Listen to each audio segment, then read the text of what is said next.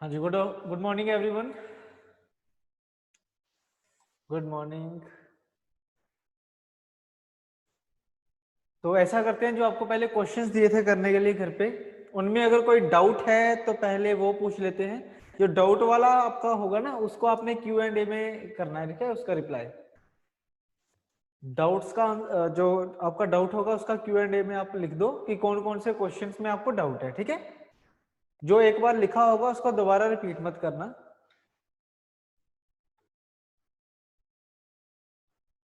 जो भी मैंने आपको क्वेश्चंस दिए थे उनमें अगर कोई डाउट है तो वो पूछ लो, ठीक है, फटाफट।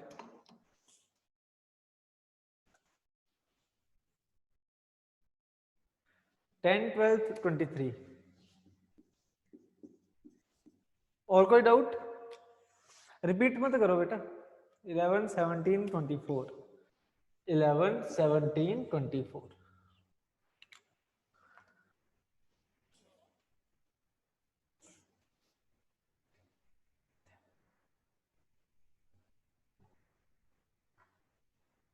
सिक्सटीन।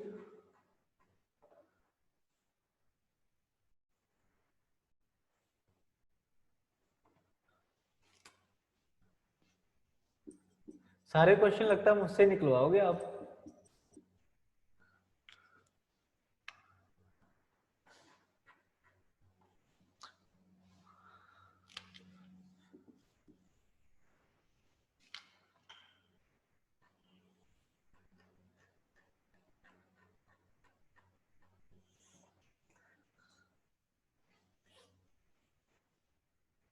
तो ये आपके डाउट्स है ना। तो चलिए पहले इनको सॉल्व कर देता हूं मैं, उसके बाद बाकी क्वेश्चंस देखेंगे, ठीक है।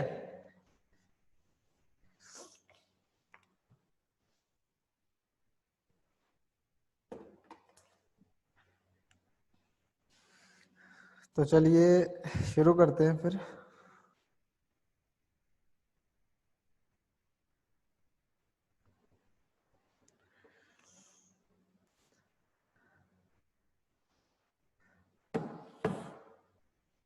बाकी एक चीज ध्यान रखो, जो क्वेश्चन मैं आपको यहाँ पे करवा रहा हूँ उसका डाउट मुझे गलती से भी व्हाट्सएप मत कर देना कोई भी, ठीक है। व्हाट्सएप पे मैं उसका आंसर नहीं देने वाला, मुझे याद रहता है कि मैंने कौन कौन सा डाउट दिया, इसलिए मैंने क्लास में करवाता हूँ ताकि सबको पता चल जाए, ठीक है। पर्सनली अगर आप 250 स्टूडेंट्स से अगर डाउट पूछोगे तो वो मुश्किल हो जाएगा थोड़ा सा। 18 हो गया। 6, 6 एंड 20। बहुत सारे हो गए ये तो। चलिए देखिए, पहले क्वेश्चन से शुरू करते, जो आपका डाउट था वो फर्स्ट क्वेश्चन ही था एक।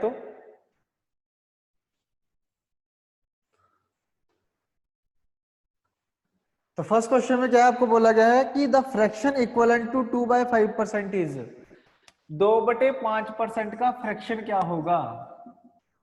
पहले क्वेश्चन का ये बोला गया है। तो भाई देखो, जब भी हमने परसेंटेज से फ्रैक्शन तक जाना होता है तो हम क्या करते हैं, डिवाइड बाय 100। ये परसेंट है ना, तो ये पर 100 हो जाएगा, तो डिवाइड बाय 100 कर दो। बस इसको सोल्व करो आप, आंसर आ जाएगा 1/250। आंसर कितना आ जाएगा, 1/250। इस क्वेश्चन का आंसर है 1/250, ठीक है। नेक्स्ट देखिए, नेक्स्ट है क्वेश्चन नंबर आपका 5। 5 में क्या बोला गया है, the period of 4 hours and 30 minutes is what percent of the day. Fifth question में क्या बोला है उसने कि 4 hour 30 minute। 4 hour 30 minute क्या होते हैं, 4.5 घंटे, ठीक है। ये इस तरीके से होगा ना, 4 hour 30 minute जो होते हैं, इसको मैं क्या लिख सकता हूं, 4 1/2 hours, 4.5 घंटे लिख सकता हूं कि नहीं, ठीक है। तो आपको बोला गया है कि बताओ 4.5 घंटे एक दिन का कितने परसेंट होता है, 4.5 घंटे एक दिन का कितने प्रतिशत होता है। तो इसको 4 1/2 को 9/2 लिख दो। तो ये जो 9/2 है, ये बताओ पूरे दिन का, पूरा दिन मतलब 24 घंटे, तो 24 घंटे का कितने परसेंट होता है, तो गुना 100 कर दिया, ये 9/2 हो जाएगा। तो 9/2 24 घंटे का कितने प्रतिशत होता है, तो जिसकी जिसमें से परसेंटेज निकालनी होती है वो नीचे रखते हैं, multiply by 100। A is what percent of B, simple formula. तो इसको सोल्व करेंगे हम, तो ये 3 से कैंसिल होगा और ये 8 से कैंसिल होगा, तो 3/16 बनेगा, विच इज इक्वल टू 18 3/4%। आगे कैलकुलेशन आप खुद करो जैसे भी करनी है। 2 से काटना 2 से काटो, 4 से काटना 4 से काटो, ये आपकी मर्जी है, ठीक है। नेक्स्ट देखिए क्वेश्चन नंबर 6 में वो क्या कह रहा है आपसे कि a man spend 3500 per month and saves 12.2% of his income, then his monthly income is. अब देखो ये क्या बोला उसने कि उसकी जो सेविंग्स है ना वो 12.2% है।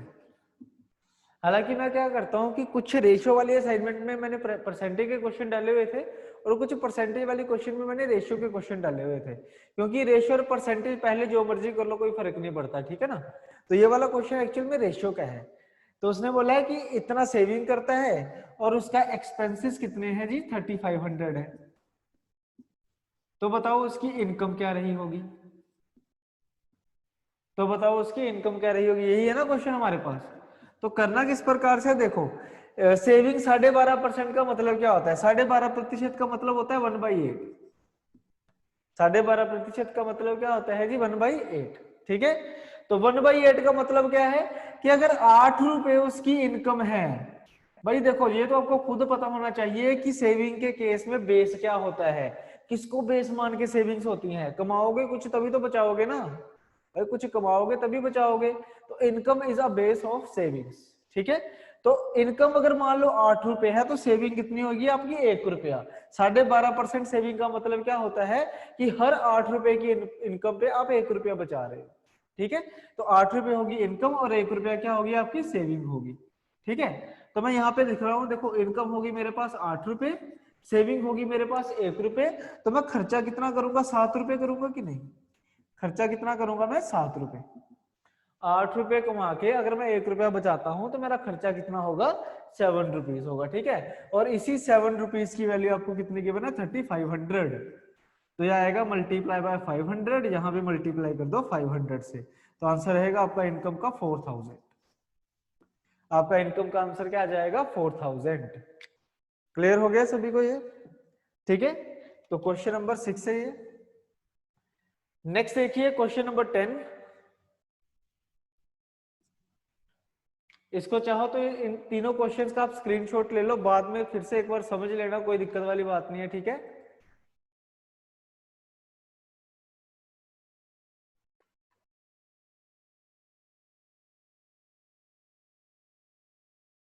तो नेक्स्ट चलते हैं।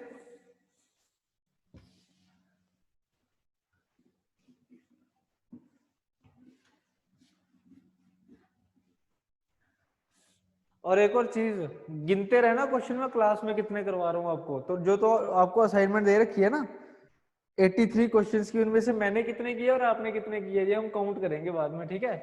चलिए नेक्स्ट देखिए क्वेश्चन नंबर 10 क्या कह रहा है हमको कि भाई the price of A petrol is increase by 25% by how much percent the अच्छा ये वाला क्वेश्चन मैं आपको करवाऊंगा बाद में, ठीक है।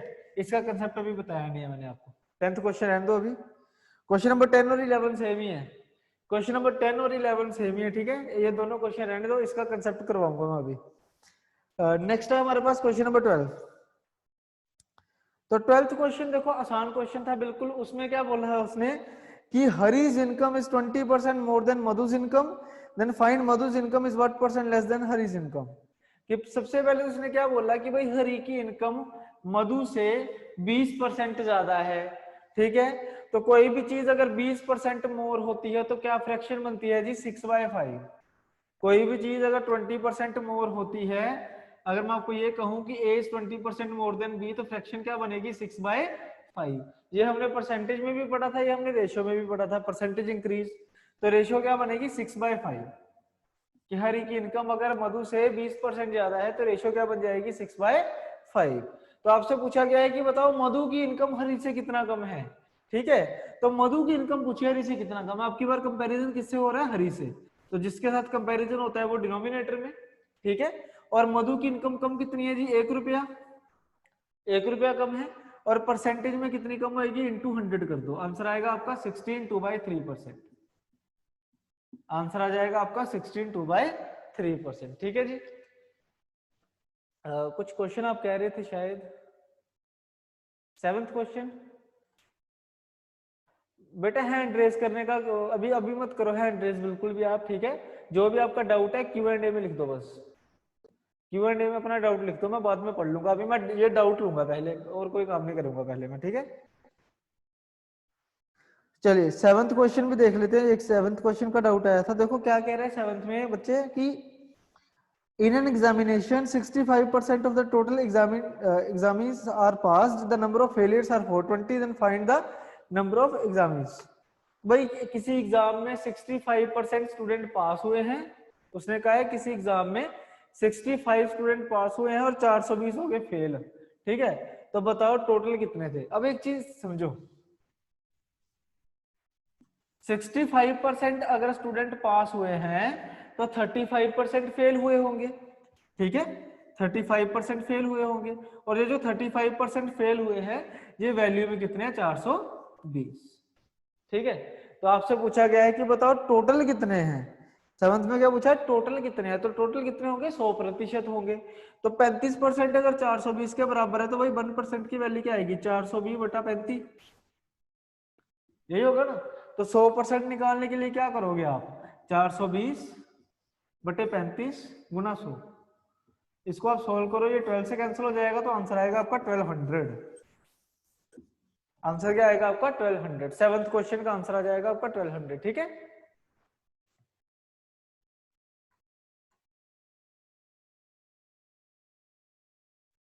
हाँ जी, इससे रिलेटेड आपका डाउट है। देखो बच्चे मैं फिर से कर देता हूँ क्लियर। उसने बोला है कि हरि की इनकम मधु से 20% ज्यादा है। इस क्वेश्चन को मैं फिर से बता देता हूँ कि हरि की इनकम जो है वो 20% ज्यादा है मधु से। तो हरि को मान लो A और मधु को मान लेते हैं B मान लो, ठीक है। तो क्या बोला उसने कि A is 20% more then B, more than B। Hari को अगर मैं A मान लू और मधु को अगर B मान लू तो ये लाइन बनती है। तो ये रेशो में भी आपको बताया था कि रेशो किस प्रकार से बनाई जाती है। तो 6/5 भी रहा होगा ना, तो हरि की इनकम 6 और मधु की कितनी आ गई 5। आपसे क्वेश्चन में क्या पूछा है कि बताओ मधु की इनकम कितनी कम है हरि से, कंपैरिजन हो रहा है हरि के साथ, ठीक है। तो हरि की कितनी हो जाएगी, 6 हो जाएगी, तो कितनी कम हो रही है 1। मधु की इनकम कितनी कम हो रही है 1, तो 1/6 कितना होता है जी 16, 2/3%, ठीक है। नहीं बेटा इक्वेशन की जरूरत ही नहीं है इस क्वेश्चन में ना, जैसे आप इक्वेशन बना रहे हो इसकी जरूरत नहीं है यहाँ पे। Then also difference is 1/6। मैं समझा नहीं, ये क्वेश्चन ऐसे भी कर सकते हैं। चलो कोई बात नहीं, ऐसा मैं कर रहा हूँ, आपको माइक दे रहा हूँ, एक सेकंड। क्या नाम है आपका, नबीता।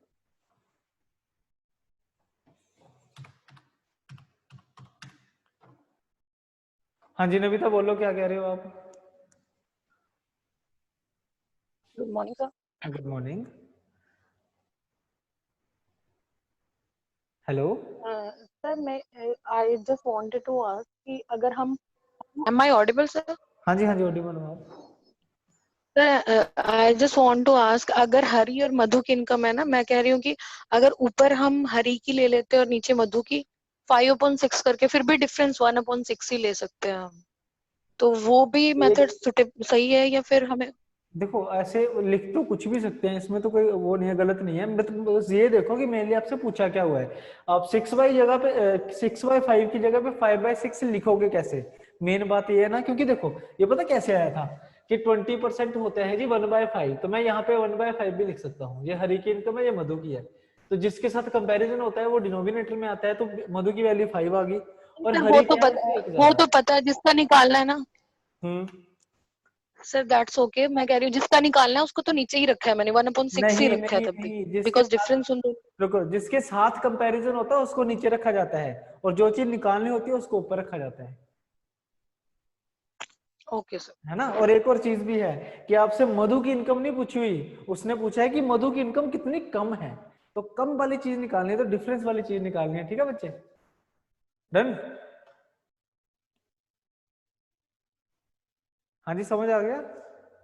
ओके ओके, थैंक हाँ म्यूट कर लेना एक बार। यू। ओके। ठीक है।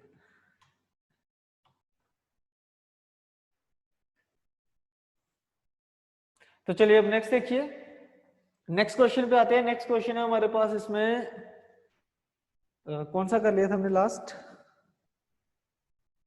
12th क्वेश्चन हमारा हो गया था। नेक्स्ट आएगा क्वेश्चन नंबर 13, 14, 16 ये लगभग सेम ही होंगे शायद। 13 में आपको करवा देता हूँ। देखो 14th क्वेश्चन और 16th क्वेश्चन देखो पहले। 13 में आपको बाद में करवाता हूँ, उसका कंसेप्ट बताऊंगा पहले।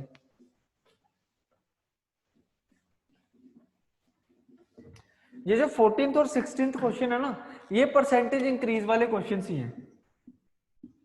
एक में क्या बोला गया है कि एक हमारे पास स्क्वायर है जिसकी साइड 25% इंक्रीज हो रही है, तो बताओ एरिया कितना इंक्रीज होगा। तो ये मैंने आपको रेक्टेंगल वाले क्वेश्चन करवाए थे ना।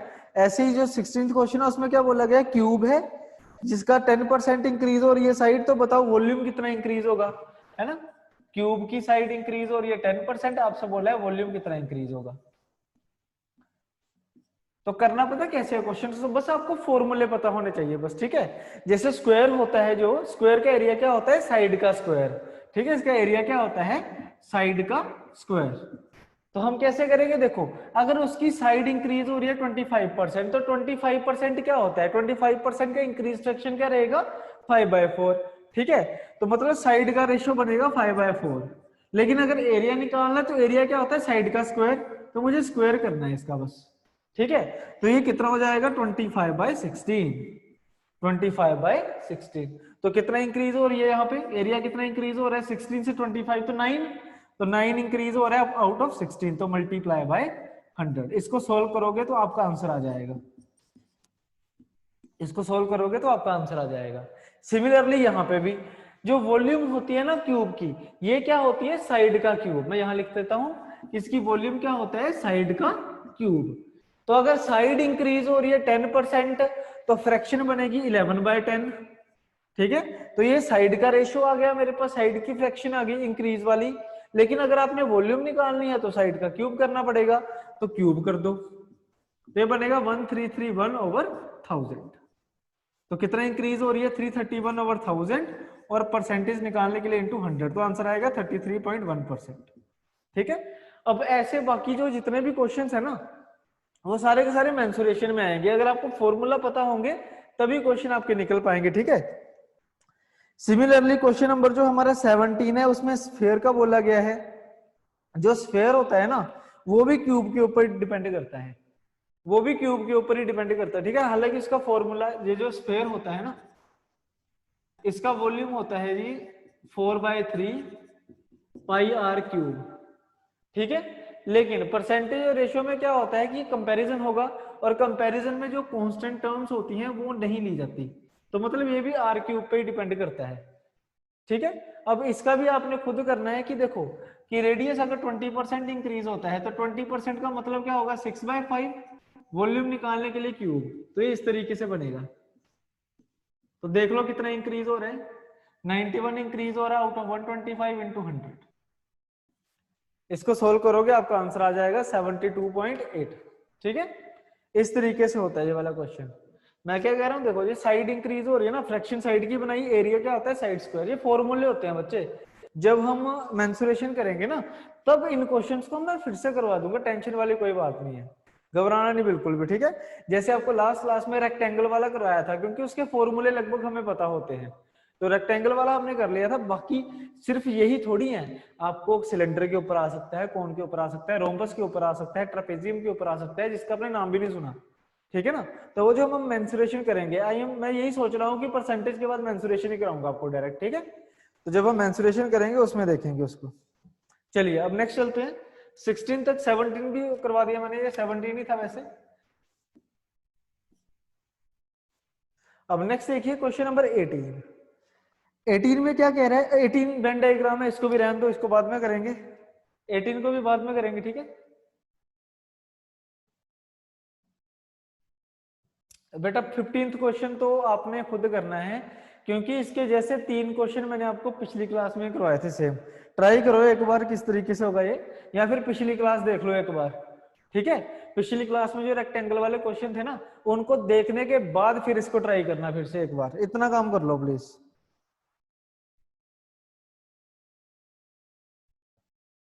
19th मैं कह रहा हूँ बाद में करवाऊंगा, 18th और 19th, ठीक है। अब बचा क्या हुआ हमारे पास, 20, 24 एंड 23,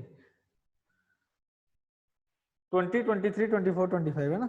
तो 20th क्वेश्चन देखो बच्चे, 20th क्वेश्चन भी मैंने आपको क्लास में करवाया था इस टाइप का कि 1 litre of water is added to 5 litre of alcohol water solution containing 40% alcohol strength, then find the strength of alcohol in new solution. तो मे भी हो सकता है आपको लैंग्वेज में थोड़ी प्रॉब्लम हो रही हो, ठीक है, तो समझना क्वेश्चन को फिर से एक बार।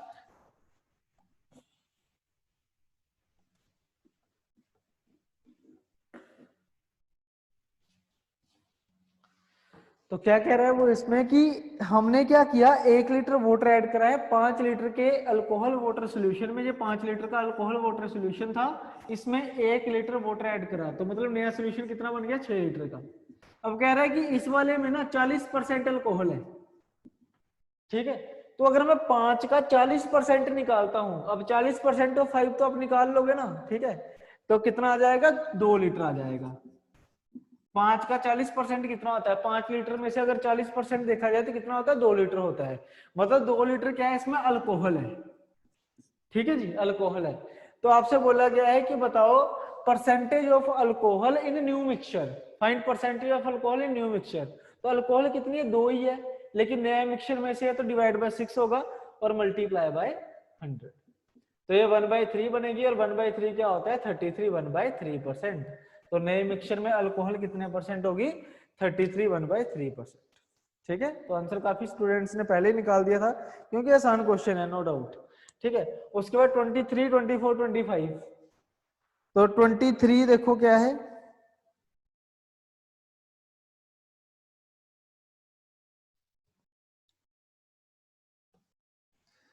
अब देखो 23 और 24 एक्चुअल में ये भी रेशियो का क्वेश्चन है। ठीक है, अभी आपको मैं इसके दर्शन करवाता हूं, खुद ही कर लोगे आप इस क्वेश्चन को। ठीक है, 23rd क्वेश्चन देखो क्या है, उसने क्या बोल दिया क्वेश्चन में कि भाई एक मेरे पास 40 लीटर का मिल्क और वाटर का मिक्सचर है जिसमें 10% वाटर है। ठीक है, तो वाटर देखो अगर 10% है तो मिल्क कितना होगा, 90% होगा कि नहीं। वाटर अगर 10% है तो मिल्क कितना होगा, 90% होगा। ठीक है जी, अब मैं क्या करूंगा, 0 से 0 काटो, रेशियो क्या बन जाएगी, 9:1।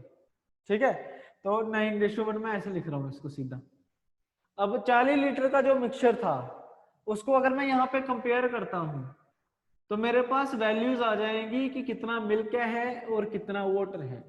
ठीक है, तो 36 लीटर मिल्क है और 4 लीटर क्या है, वाटर है। ठीक है, अब आपको क्या बोला गया है कि बताओ कितना वाटर ऐड करा जाए, कितना वाटर ऐड करा जाए कि जो वाटर की स्ट्रेंथ है वो कितनी हो जाए, 20% हो जाए। ठीक है, अब आप खुद देखो यार कि कितना वाटर ऐड करा जाए कि वाटर की स्ट्रेंथ कितनी कह रहा है वो 20%। अब 20% अगर वाटर होगा तो 80% क्या होगा, मिल्क होगा कि नहीं। समझ आ रहा होगा ये आपको कि अगर 20% उसको वाटर चाहिए तो 80% क्या रखेगा, वो मिल्क रखेगा। रेशियो क्या बना, 4:1। रेशियो क्या बना हमारे पास, 4:1। अब ऐड क्या करना है, सिर्फ वाटर, मिल्क क्या रहेगा, सेम। तो मिल्क को ऐसा करो, देखो कितना है यहाँ पे, सेम ही रहेगा, तो 4 को 36 तक लेके जाओ, कितना आएगा, इंटू 9। और यहाँ भी क्या करेंगे आप, इंटू 9। तो 9 लीटर बन रहा है ना। तो पहले वाटर 4 लीटर है, अब कितना चाहिए आपको, 9 लीटर। तो ऐड कितना करना पड़ेगा आपको, 5 लीटर। ऐड कितना करना पड़ेगा आपको जी, 5 लीटर्स। ठीक है, आंसर भी काफी लोगों ने इसके दे दिए। रेशियो का क्वेश्चन है यार, रेशियो में 2-3 क्वेश्चन कराए थे इसके जैसे, आपने खुद करे थे। बस ये जो 20% 10% है ना, इसको पहले रेशियो में कन्वर्ट कर लो, आंसर ऑटोमेटिकली निकल आएगा आपका। ठीक है, तो ऐसा करिए, अब क्वेश्चन नंबर 24 निकाल के दिखाओ मुझे। क्वेश्चन नंबर 24 निकाल के दिखाओ फटाफट। 23 मैंने करवा दिया, 24 अभी खुद करके दिखाओ मुझे। 24 और 25 दोनों सेम ही है, 24 और 25 दोनों सेम ही है, जल्दी से करके दिखाओ जरा क्या आएगा इसका।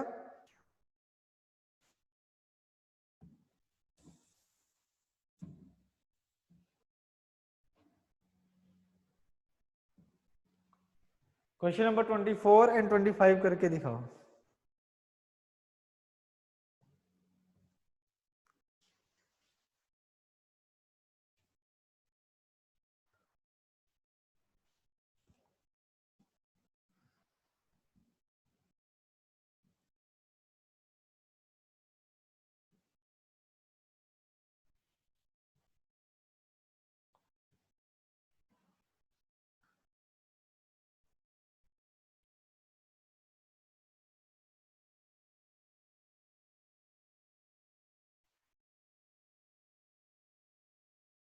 सभी के सभी आंसर दो।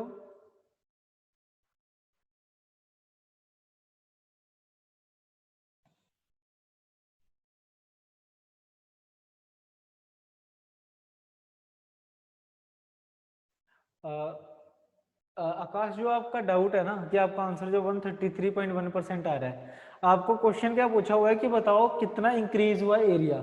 आपने बिल्कुल सही करा हुआ है, 1331/1000 है, लेकिन इंक्रीज ये देखो ना, या ऐसे आया था ना आपका आपका इस तरीके से फ्रैक्शन बनी, आपसे पूछा इंक्रीज कितना हुआ है, तो इंक्रीज देखो कितना हुआ है, पहले 1000 था, अब 1331 हो गया, तो इंक्रीज कितना हुआ है 331, इस तरीके से। ये आएगा आंसर इसका 33.1%, 33.1% आएगा। ठीक है,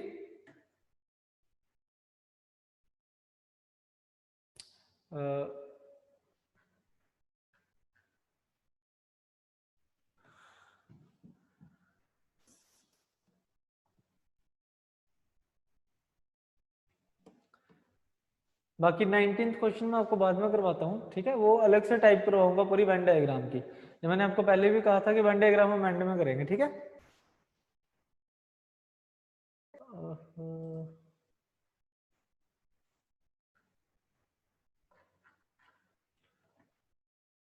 23 रिपीट करने के लिए कह रहे हो आप, तो देखो जी हर्षवर्धन सुनो ध्यान से, उसने क्या बोला था कि मेरे पास एक सोल्यूशन है 40 लीटर का, ठीक है, जिसमें 10% क्या है वाटर है, तो अगर 10% वाटर है तो 90% मिल्क, तो रेशियो 9:1 बनेगा। तो मैंने क्या किया है, मैं मिटा रहा हूँ सारा, फिर से करवाता हूँ भाई। 10% अगर वाटर है तो मिल्क कितना होगा 90%, तो 9:1 बनेगा। ठीक है, ठीक है, अब कह रहा है कि टोटल मिक्सचर है 40 लीटर का, तो अगर 40 लीटर का मिक्सचर होगा टोटल, तो भाई मिल्क कितना और वाटर कितना, ये तो हम निकाल लेंगे गुना 4 करके, तो 36 लीटर है मिल्क और 4 लीटर क्या है वाटर है, ये पता चल गया हमें। अब कह रहा है कि बताओ कितना वाटर ऐड करें कि जो वाटर है वो 20% हो जाए, यही है ना क्वेश्चन, कि how much water must be added to in order to gain 20% of water. तो 20% अगर मुझे वाटर चाहिए तो मिल्क कितना हो जाएगा 80%, यही होगा कि नहीं, तो रेशियो क्या बनेगी 4:1। ठीक है, यानी कि अगर 20% उसको मिल्क चाहिए तो वाटर चाहिए, तो मिल्क तो 80% हो जाएगा, तो 4:1 हो जाएगा। ठीक है, अब समझो जी, ऐड करने के लिए बोला उसने वाटर, मिल्क क्या होना चाहिए सेम, ठीक है, तो मिल्क यहां भी क्या होना चाहिए सेम होना चाहिए, 36 लीटर ही होने चाहिए, तो गुना क्या करोगे आप 9 से, सेम करने के लिए 36 बनाने के लिए, तो यहां भी गुना 9 करना पड़ेगा, तो यहाँ पे वाटर कितना आ जाएगा 9 लीटर। ठीक है, मतलब अगर 4:1 में 20% वाटर रखना है तो 36 लीटर मिल्क के साथ 9 लीटर क्या होना चाहिए पानी होना चाहिए। क्लियर हो गया सभी को? ठीक है, तो पहले वाटर कितना था 4 लीटर, अब कितना 9 लीटर, तो कितना ऐड करना पड़ा है वाटर हमें 5 लीटर। ठीक है जी, ये है इसका आंसर। तो बाकी भी आपने निकाल लिए होंगे आई होप। चलिए अब नेक्स्ट चलते हैं अब हम। हाँ बिल्कुल, देखो ऑप्शन से कर लो क्वेश्चन, कोई दिक्कत नहीं है, ऑप्शन डाल के भी हो जाएगा, रेशो में ऑप्शन पुट कर दो तब भी निकल जाएगा, बट उसके लिए वही है ना, कंसेप्ट तो क्लियर होने चाहिए कम से कम, बिना कंसेप्ट के तो बात नहीं बनेगी ना।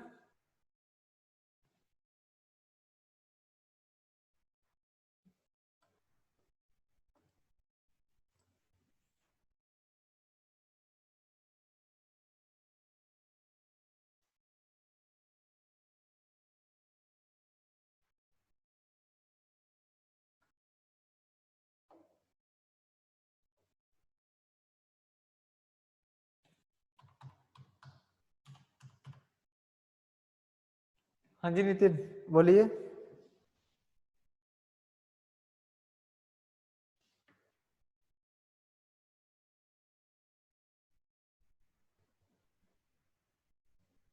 नितिन आवाज आ रही है मेरी?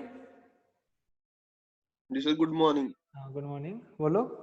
ਸਰ ਜਿਵੇਂ ਤੁਸੀਂ ਕਲਾਸ 'ਚ ਸਮ ਕਰਾਉਂਦੇ ਹੋ, ਜਿਵੇਂ ਕੱਲ ਤੁਸੀਂ ਕਰਾਏ ਸੀ, हाँ जी, ਤੇ ਸਰ ਜਿਵੇਂ ਪ੍ਰੈਕਟਿਸ ਸ਼ੀਟ ਤੇ ਕਰਨ ਲੱਗਿਆ ਸਰ ਕਾਫੀ ਪ੍ਰੋਬਲਮ ਜੀ ਆਉਂਦੀ ਹੈ, ਜਿਵੇਂ ਕਨਫਿਊਜ਼ ਹੋ ਜਾਂਦਾ ਕਿ ਮਤਲਬ ਇਹ ਸਟੇਟਮੈਂਟ ਕਿਵੇਂ ਬਣਾਉਣੀ ਹੈ, ਜਿਵੇਂ ਤੁਸੀਂ ਤੇ ਬਣਾ ਲੈਂਦੇ ਮਿੰਟ 1 ਮਿੰਟ 'ਚ, ਪਰ ਕਨਫਿਊਜ਼ਿੰਗ ਜੀ ਬਹੁਤ ਹੋ ਜਾਂਦਾ ਕਿ ਸਟੇਟਮੈਂਟ ਕਿਵੇਂ ਬਿਲਡ ਕਰੀਏ ਕਿ ਜਿਹੜਾ ਆंसर आ जाए। पहली बार कर रहे हो ना, कंफ्यूजन तो होगी होगी, एक एक क्वेश्चन को एक एक घंटा भी लग सकता है, स्टार्टिंग में तो ऐसी प्रॉब्लम फेस होगी, लेकिन जब जब प्रैक्टिस करते जाओगे ना, ये सबके लिए सुनो, आप म्यूट कर लो एक बार नितिन, हाँ जी सर। हाँ म्यूट कर लो। ये चीज मैं आपको सबको बता देता हूँ जो प्रॉब्लम फेस होती है, ठीक है। सीसेट की तैयारी कर रहे हो आप सभी अगर, तो इसका मतलब यही है कि मैथ आपका वीक है ना, ये चीज आप सबको माननी पड़ेगी, ठीक है ना। ये मैं भी समझता हूँ सबकी बात।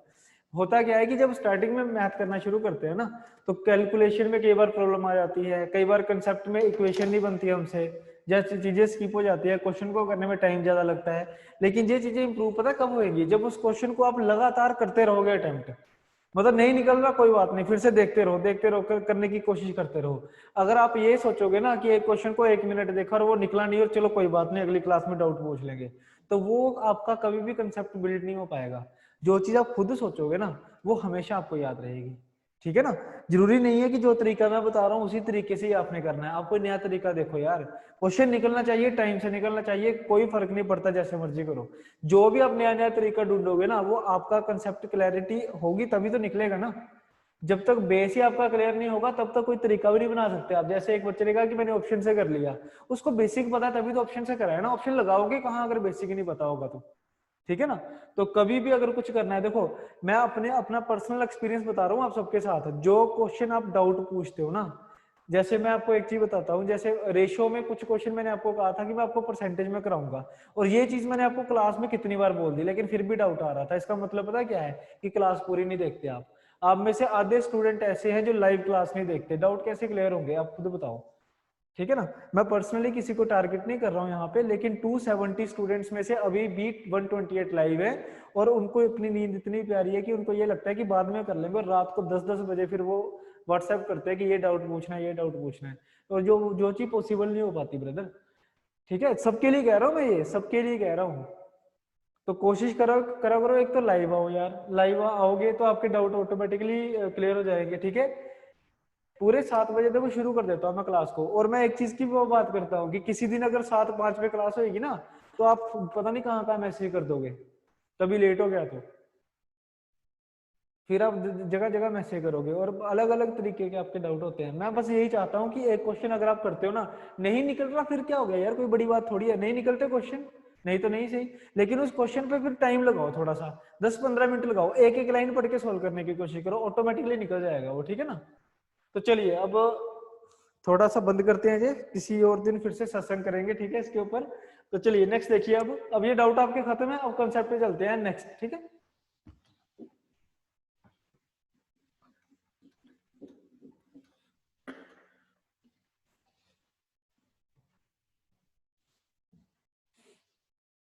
अब 25 बच्चे सेम है बिल्कुल, ट्राई नहीं करा क्या। ये देखो फिर से देखो, उसने क्या बोला है कि quantity of water should be added to the to reduce 9 ml lotion containing 50% alcohol to the 30% alcohol. पहले भाई अल्कोहल कितना है, अल्कोहल और वाटर ही लगा लो, दूसरा 1:1 50% है, और बाद में उसको कितना बनाना है उसने 30% अल्कोहल। अल्कोहल अगर 30% होगा तो वाटर कितना हो जाएगा 70%, यही है ना। अब ये रेशियो और ये वाली रेशियो बनानी है, और मिक्सचर कितना है 9 लीटर का है, 9 ml का, सॉरी। तो 9 ml का अगर लोशन है तो अल्कोहल कितनी रही होगी 4.5, वाटर कितना रहा होगा 4.5, आधा आधा कर दिया मैंने सीधा ही, ठीक है। तो जितना अल्कोहल यहाँ पे है ना, उतना ही अल्कोहल यहाँ पे होना चाहिए 4.5, यही है ना। तो 3 से अगर 4.5 तक जाना है तो मल्टीप्लाई बाय 1.5 करोगे कि नहीं। 3 को अगर 45 तक लेके जाना गुना 15 होगा, और पॉइंट का पॉइंट लगेगा तो 1.5 होगा, तो यहाँ भी मल्टीप्लाई बाय 1.5, तो आंसर कितना आएगा 10.5, ठीक है। मतलब वाटर कितना चाहिए आपको 10.5 लीटर, और पहले कितना था 4.5 लीटर, तो 4.5 लीटर से 10.5 लीटर तक जाने के लिए कितना लीटर वाटर ऐड होगा 6 लीटर, ठीक है। कितना वाटर ऐड होगा हमारे पास जी 6 लीटर, ठीक है जी।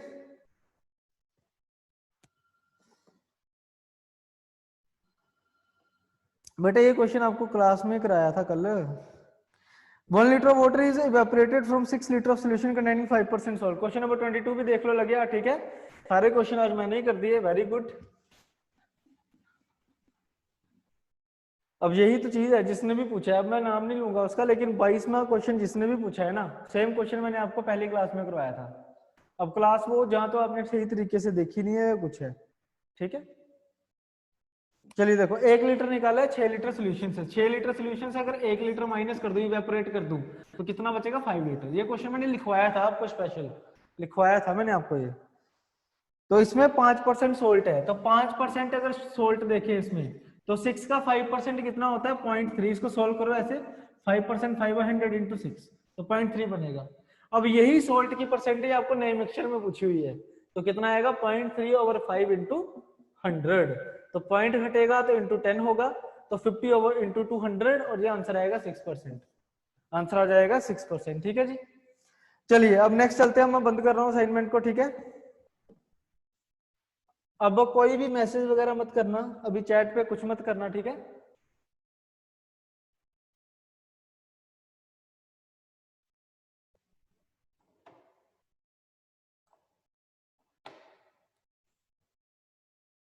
चलिए छोड़ो, अब चैट वगैरह कोई नहीं करेगा। अब कॉन्सेप्ट समझो थोड़ा सा एक, कि मैंने आपको देखो लास्ट क्लास में क्या क्या करवाया था, प्रोडक्ट अपना सक्सेसिव इंक्रीज एंड डिक्रीज, वहां पे हमने कल हम अपनी क्लास खत्म करी थी, ठीक है। परसेंटेज का पार्ट है आज,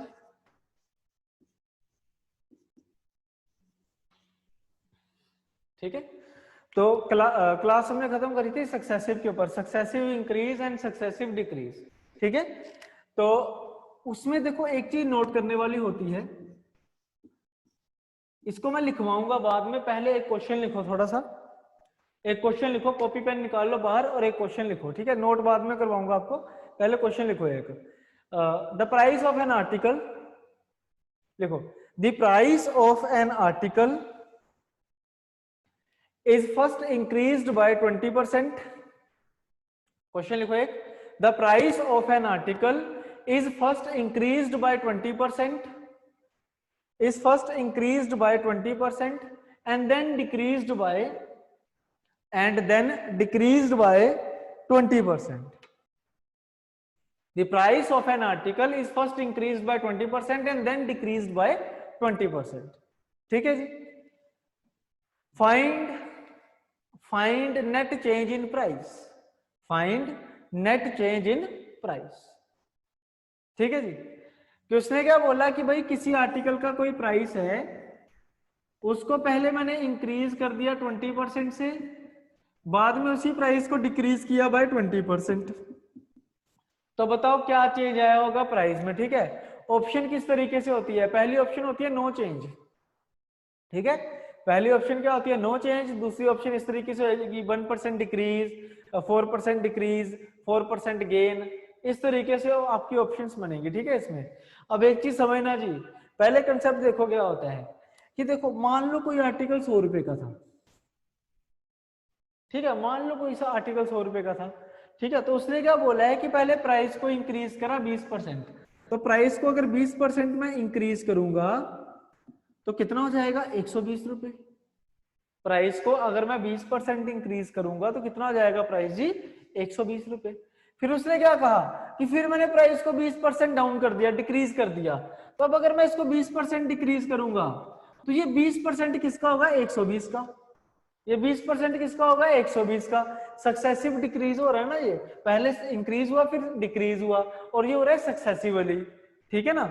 तो कितना आएगा हमारे पास, ये -20% करोगे तो 120 का 20% कितना होता है जी, 20% डिक्रीज है तो 4/5 बनेगा।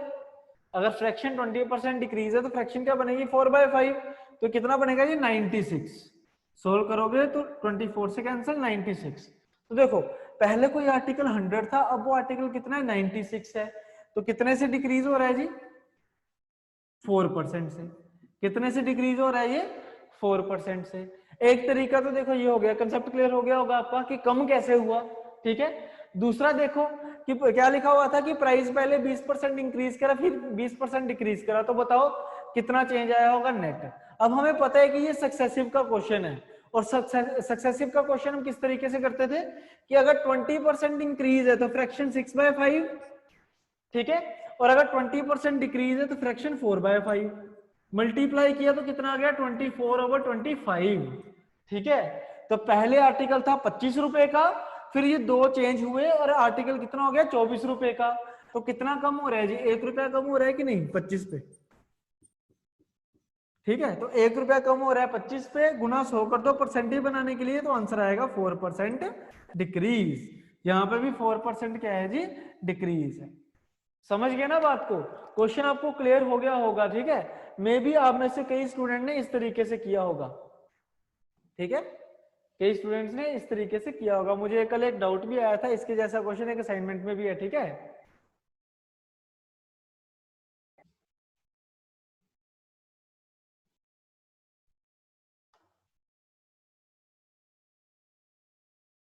ये मेथड बच्चे, ये वाला मेथड तो वही है जी, एक्चुअली फर्स्ट मेथड है, सेकंड तो ये था, ये फर्स्ट है जो कल करवाया था सारा, कि अगर 20% इंक्रीज करना है तो फ्रैक्शन 6/5, अगर 20% डिक्रीज करना है तो फ्रैक्शन 4/5, ठीक है, और मल्टीप्लाई कर दो बीच में, क्योंकि सक्सेसिव है ना, तो ये बनेगा 24/25, तो डिक्रीज कितना हो रहा है 1 से डिक्रीज हुआ आउट ऑफ 25, तो इंटू 100 किया, आंसर आएगा 4% डिक्रीज, ठीक है। 1/25 इंटू 100 कितना जाएगा, 4% डिक्रीज,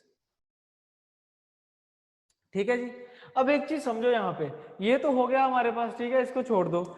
एक चीज जो नोट करने वाली है वो देख लो कि जब भी कोई भी आर्टिकल पहले इंक्रीज हो और फिर डिक्रीज हो, कोई भी चीज है उसकी वैल्यू पहले इंक्रीज हो बाद में डिक्रीज हो, और इंक्रीज और डिक्रीज अगर सेम हो, इंक्रीज और डिक्रीज अगर सेम हो, तो उस केस में करने का एक तरीका होता है, नोट लिखो सभी, कि if a value is first increased by p% and then decreased by p%, ठीक है, the resultant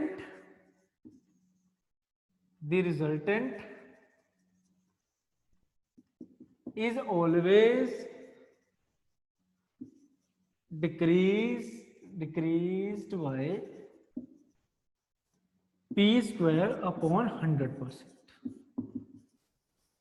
ये चीज ध्यान में रखना कि अगर किसी आर्टिकल को आप पहले p% इंक्रीज करते हो, p कोई परसेंटेज वैल्यू होगी, 10%, 20%, 30%, 40%, और फिर उसी p% से आप अगर डिक्रीज करते हो, तो जो रिजल्टेंट होगा, जो आंसर होगा, वो हमेशा डिक्रीज होगा।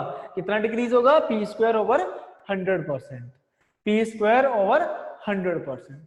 क्लियर हो गया सभी को?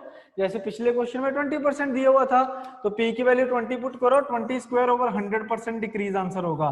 तो हाँ जी देखो जी, 20² 400 होता है, तो 400/100 कितना होगा, 4% डिक्रीज, ठीक है। इसका यूज मैं आपको प्रॉफिट एंड लॉस में भी करवाऊंगा, ठीक है।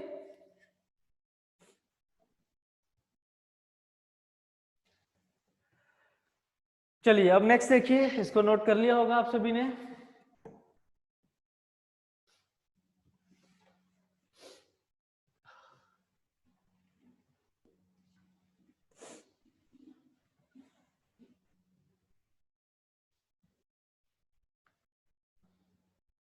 हाँ, कोई फर्क नहीं पड़ेगा उससे भी।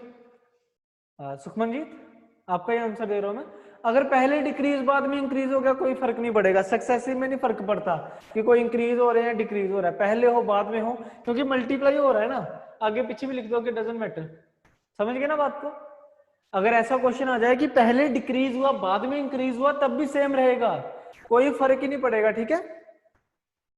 ओके, दोनों का सेम था आपका डाउट, चलो कोई बात नहीं। अब नेक्स्ट देखिए, नेक्स्ट हम टाइप करने वाले हैं एक और। देखो एक रिलेशन होता है, price is inversely proportional to quantity. एक रिलेशन होता है कि जो प्राइस होता है वो हमेशा इनवर्स होता है क्वांटिटी का। जैसे कि एक एग्जांपल समझ के लेके चलते हैं, जो डेली लाइफ में आप सभी को पता है ना कि पेट्रोल के प्राइस काफी बढ़ रहे हैं आजकल, ठीक है। अब एक चीज और बता दो कि मैं कोई भी पॉलिटिकल स्टेटमेंट नहीं दे रहा हूँ, ठीक है, जस्ट एन एग्जांपल है ये, ठीक है, कि मान लो पेट्रोल के प्राइस बढ़ रहे हैं, तो हमें क्यों प्रॉब्लम होती है उससे, पेट्रोल के प्राइस बढ़ने से हमें प्रॉब्लम क्यों होती है? कोई बता सकता है चैट में कि मान लो पेट्रोल का प्राइस पहले 70 था, मान लो इन फ्यूचर अगर 100 हो गया, तो हमें क्या प्रॉब्लम बढ़ेगी उससे? हमें क्या प्रॉब्लम हो रही है उससे बताओ जरा, सभी बताओ। यूपीएससी की प्रिपरेशन कर रहे हो, पीसीएस की?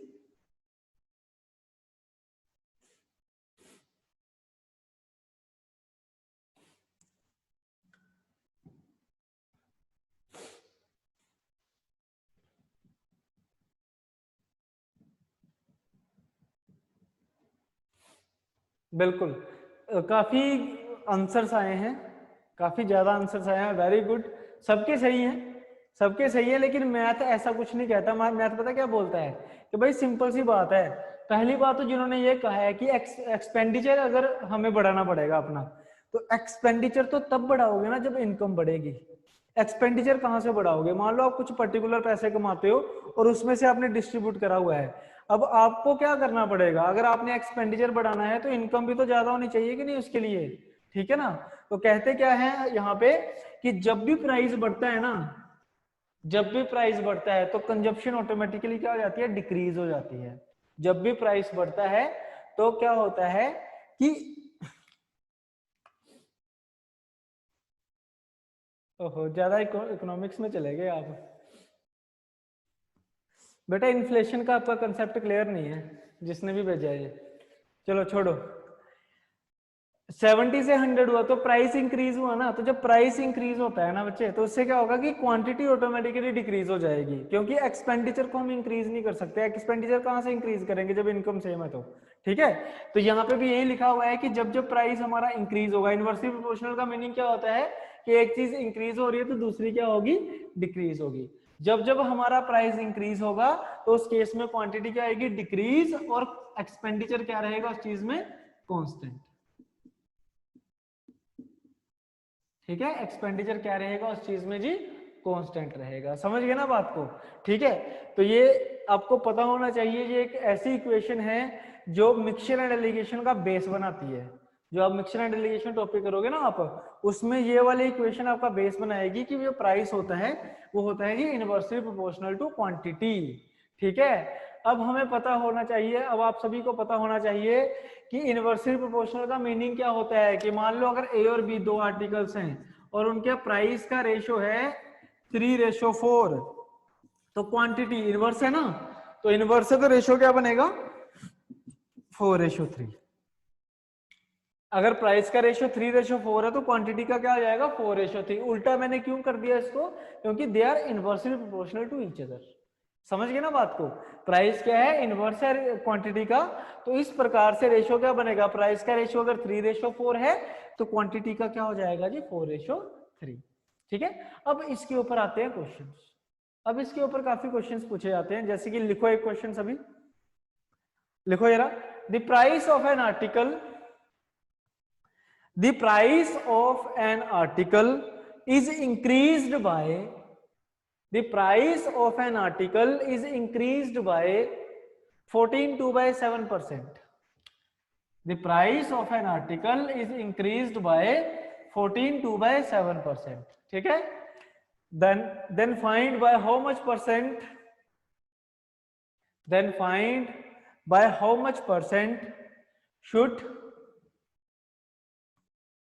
find how much percent should we reduce, find by how much percent should we reduce consumption, should be reduce consumption so that expenditure remains constant, so that expenditure remains constant, so that expenditure remains constant. Price of an article is increased by 14.2/7%. Find by how much percent should be increased, decrease the consumption so that expenditure remains constant.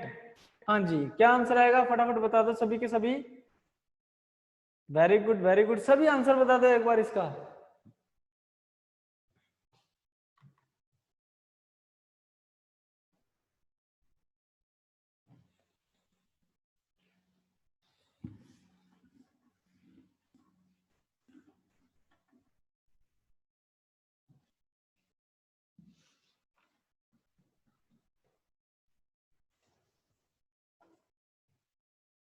यार concept मैंने आपको बता दिया, तरीका percentage वाले लगेगा इसमें, तो जल्दी से मुझे आंसर बताओ कि क्या आंसर रहेगा इस क्वेश्चन का।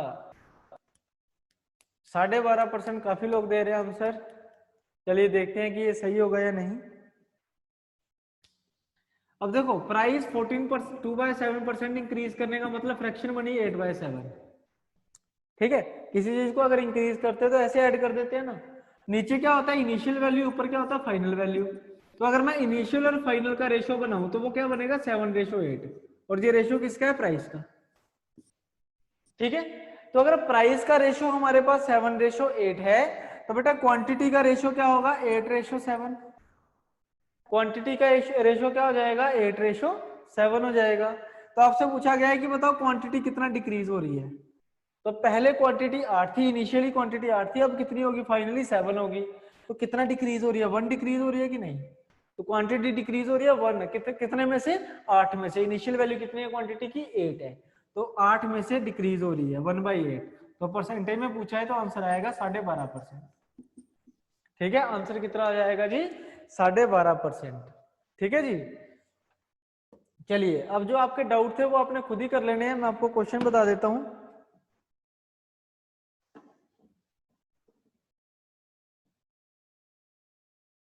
ऐसा करो असाइनमेंट का क्वेश्चन नंबर 10, 11 और 13।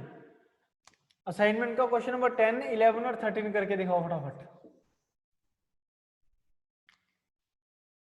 असाइनमेंट का क्वेश्चन नंबर 10, 11 और 13।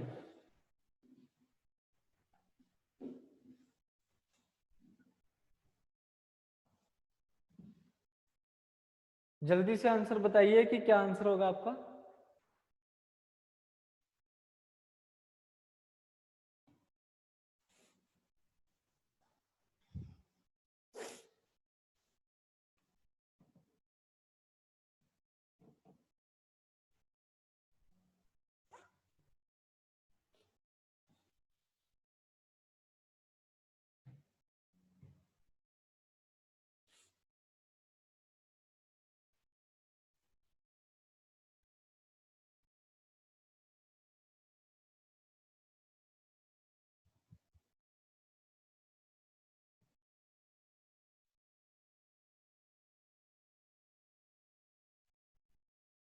वेरी गुड, बिल्कुल सही है आप सभी का answer. Very good very good.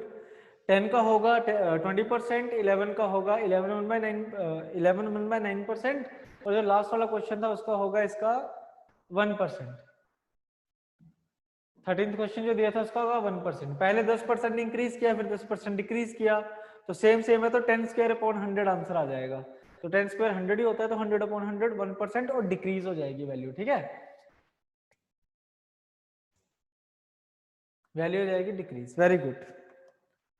चलिए तो हम इसको छोड़ते हैं, अब बहुत हो गया ये। अब आ जाइए टाइप्स ऑफ क्वेश्चंस पे।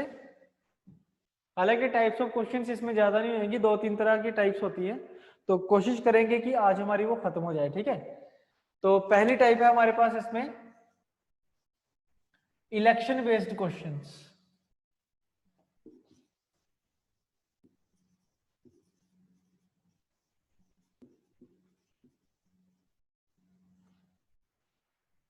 पहली टाइप है हमारे पास इसमें इलेक्शन बेस्ड क्वेश्चंस। अब थोड़ा शांति का दान बख्शना सभी के सभी, क्योंकि अब थोड़ा सा कंसेप्ट सीखने का टाइम आ चुका है।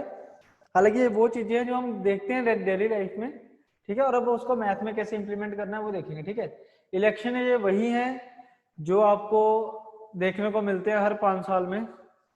ठीक है, तो इलेक्शन बेस्ड क्वेश्चन, इसमें जो क्वेश्चंस बनेंगे पहले वो देखो। हर क्वेश्चन की पहली लाइन पता क्या आएगी, इन एन इलेक्शन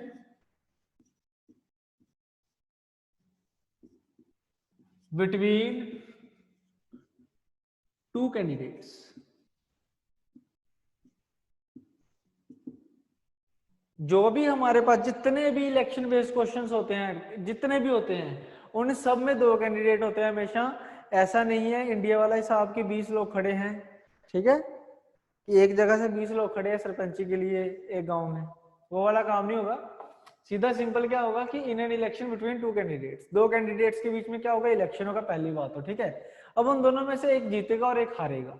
ठीक है, और वो कैसे जीतेगा और वो कैसे हारेगा, वही चीजें हमने इसमें निकालनी है। अगर आप सिंपली देखो तो ये पूछा जाता है आपको सिंपल, कि कौन जीतेगा कौन हारेगा, कितने वोटों से जीतेगा कितने वोटों से हारेगा, ये चीजें आपने समझनी अब, ठीक है। तो देखो जी, इसमें जो टर्म्स यूज होती हैं इस टाइप में, सबसे पहले आते हैं टोटल वोट्स। ये टोटल वोट्स वो वाले वोट होते हैं जो लिस्टेड होते हैं, ठीक है। हर एक जगह की अपनी अपनी एक लिस्ट होती है जिसमें कुछ वोटर्स होते हैं, ठीक है। और उन वोटर्स को बोला जाता है या तो टोटल वोट्स, या फिर क्या टोटल वोटर क्या कह लो, या फिर वोट्स लिस्टेड कह लो, एक ही बात है, ठीक है जी। और ये परसेंटेज में हमेशा कितने होते हैं जी, 100%। इनकी परसेंटेज वैल्यू हमेशा क्या रहेगी, 100% रहेगी, ठीक है। जो चीज टोटल होती है वो हमेशा 100% ही होती है, समझ गए ना बात को, ठीक है। अब नेक्स्ट देखो, दूसरे नंबर पे आएंगे हमारे पास वोट पोल्ड। वोट पोल्ड, अब वोट पोल्ड क्या होता है, अब देखो मान लो 100 पर 100 कैंडिडेट टोटल वोटर है, 100 वोटर मान लो, ठीक है।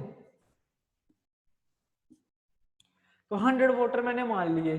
अब ऐसा तो नहीं है कि 100 के 100 वोटर जाके वोट डाल देंगे, ठीक है, जरूरी तो नहीं है ना ऐसा, ठीक है।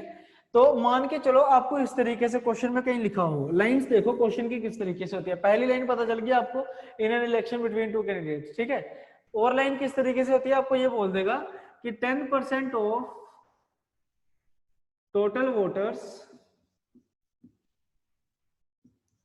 Did not cast their votes.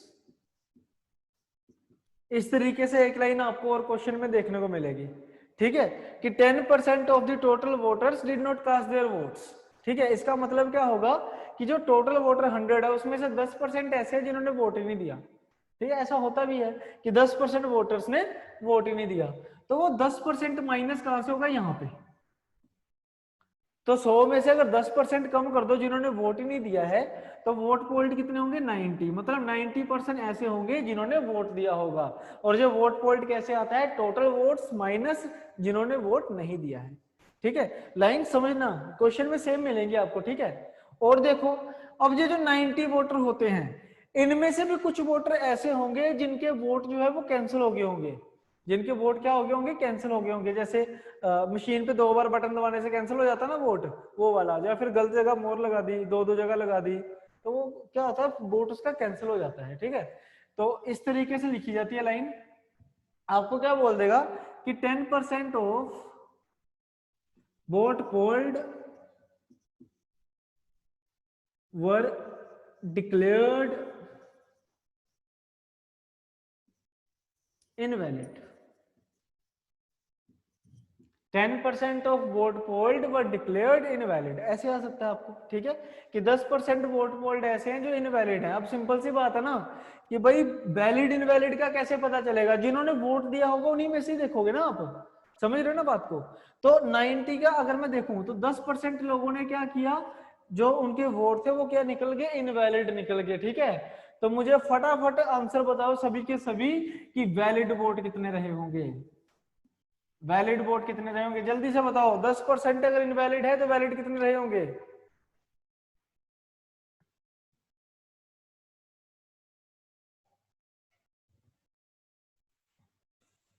Okay okay ठीक है, बस बस बस सही है, 81। 81, मैं ये देख रहा था कि कहीं कोई 80 ना बोल दे, ठीक है।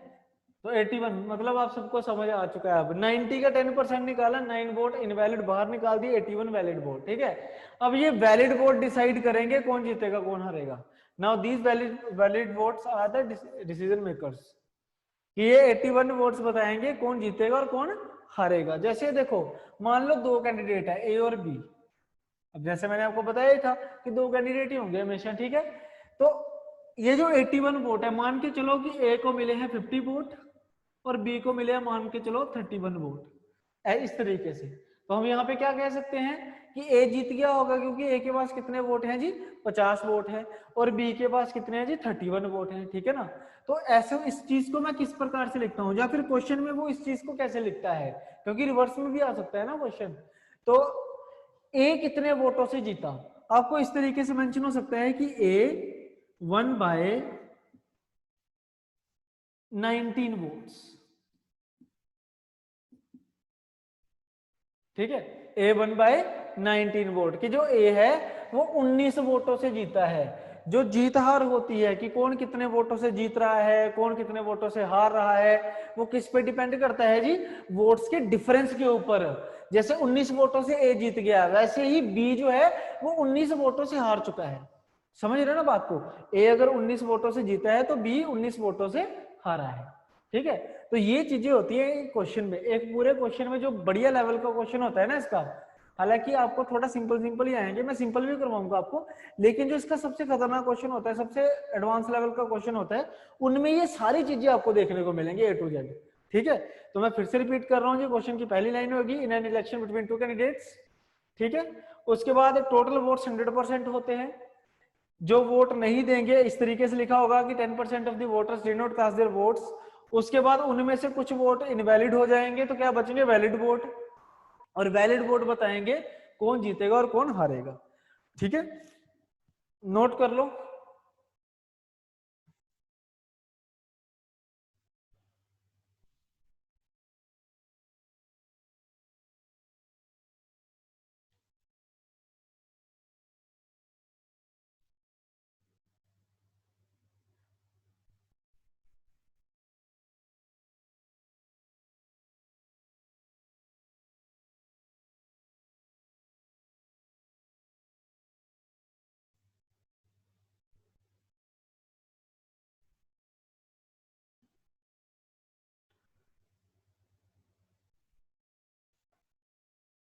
लिस्टेड वोट जो होते हैं वो टोटल वोट ही होते हैं। ठीक है, जो लिस्ट के बीच होता है, आपको कई बार टोटल वोट की जगह पे लिस्टेड वोट भी बोल देगा वो। ठीक है, सॉरी।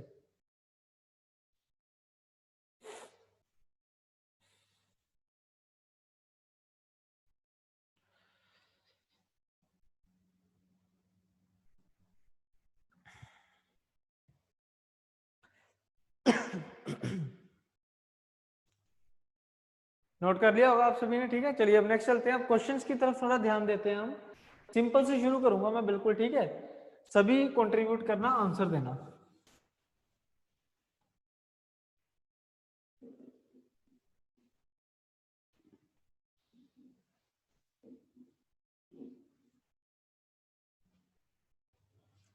तो आपको इस तरीके से क्वेश्चन मिल जाएगा कि in an election between two candidates a candidate गोट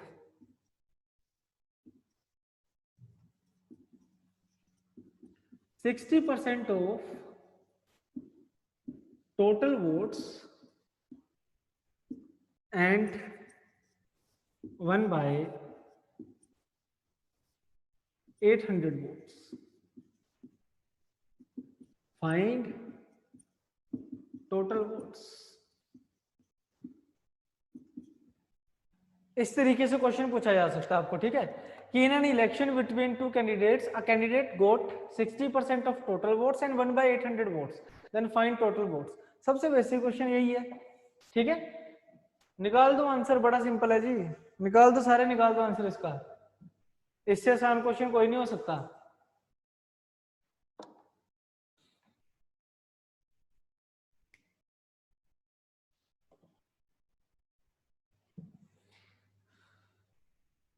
तो चलिए देखो कैसे करना है अब आपको। कि देखो जी, जो टोटल वोट्स हैं वो तो हमेशा ही परसेंटेज में कितने होंगे? 100% हो गए, इसमें तो कोई दोहराया ही नहीं है। तो 100% वोट है।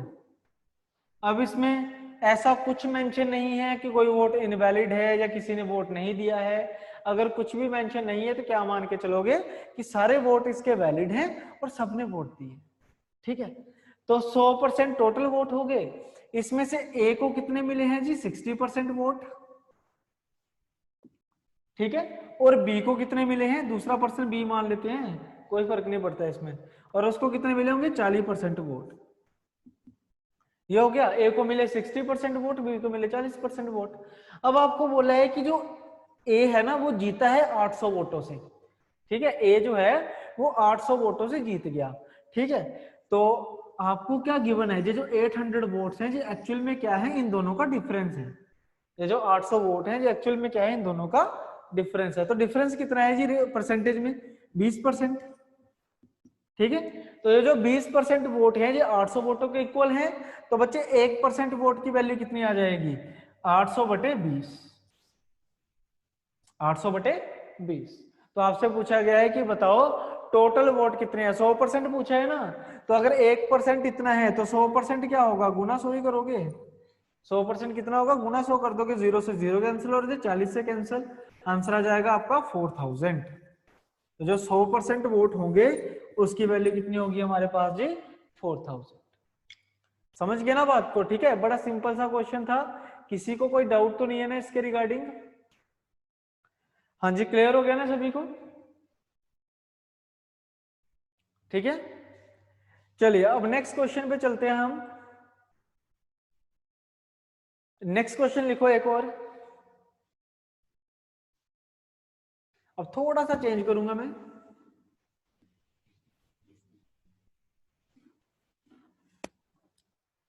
आपको ये कह देगा कि in an election between two candidates 10% of voters did not cast their votes,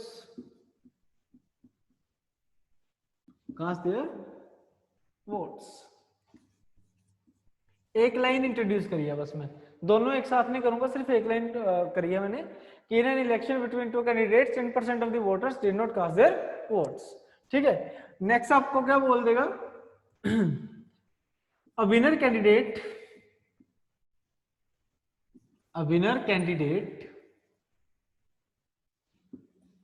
obtained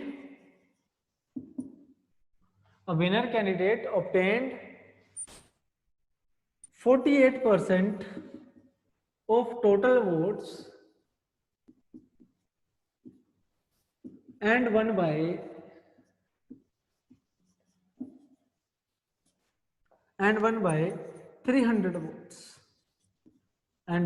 300 votes. Then find total voters listed. ठीक है, इस क्वेश्चन का जवाब दीजिए मुझे सारे के सारे। In an election between two candidates 10% of the voters did not cast their votes, a winner candidate obtained 48% of the total votes and won by 300 votes. Then find total voters listed.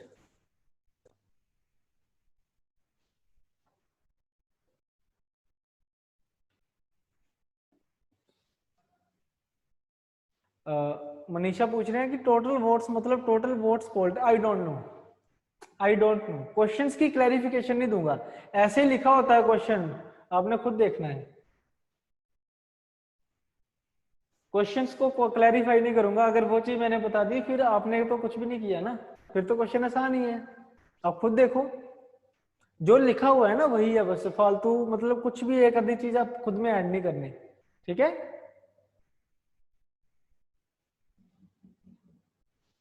Good, शाबाश।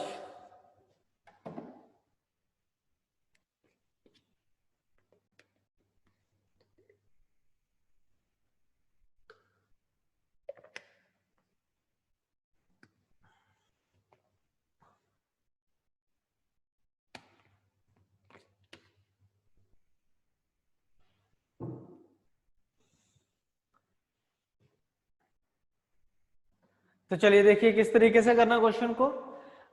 उसने क्या बोल दिया कि भाई देखो total voter पूछे हुए हैं तो मतलब 100% की वैल्यू तो निकालनी है मुझे।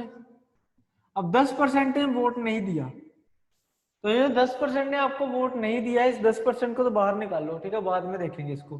तो बचे हुए 90% ये डिसाइड करेंगे अब कौन जीतेगा और कौन हारेगा। ठीक है, ये 90% डिसाइड करेंगे कि कौन जीतेगा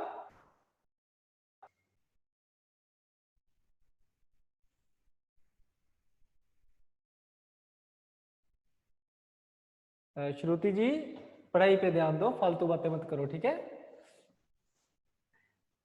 चलिए 100% है, 10% क्या हो गया उनका जिन्होंने वोट नहीं दिया, बाकी 90% क्या है जो डिसाइड करेंगे कौन जीतेगा और कौन हारेगा। ठीक है, अब आपको क्या बोल दिया क्वेश्चन में कि winner candidate obtained 48% of total votes and won bye 300 votes, कि जीतने वाला जो कैंडिडेट है कि उसको क्या हुआ 48% किसके वोट मिलते हैं, टोटल वोट के, ये समझो बस। ठीक है, हो सकता है कि आप में से कुछ स्टूडेंट्स को ये डाउट हो कि भाई 48% होगा 90 का।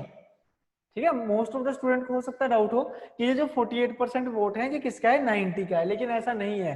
क्वेश्चन को पढ़ना आपने, 48% ऑफ टोटल वोट, टोटल कितने होते हैं 100 का 48% मिलता है ए को, जीतने वाले को।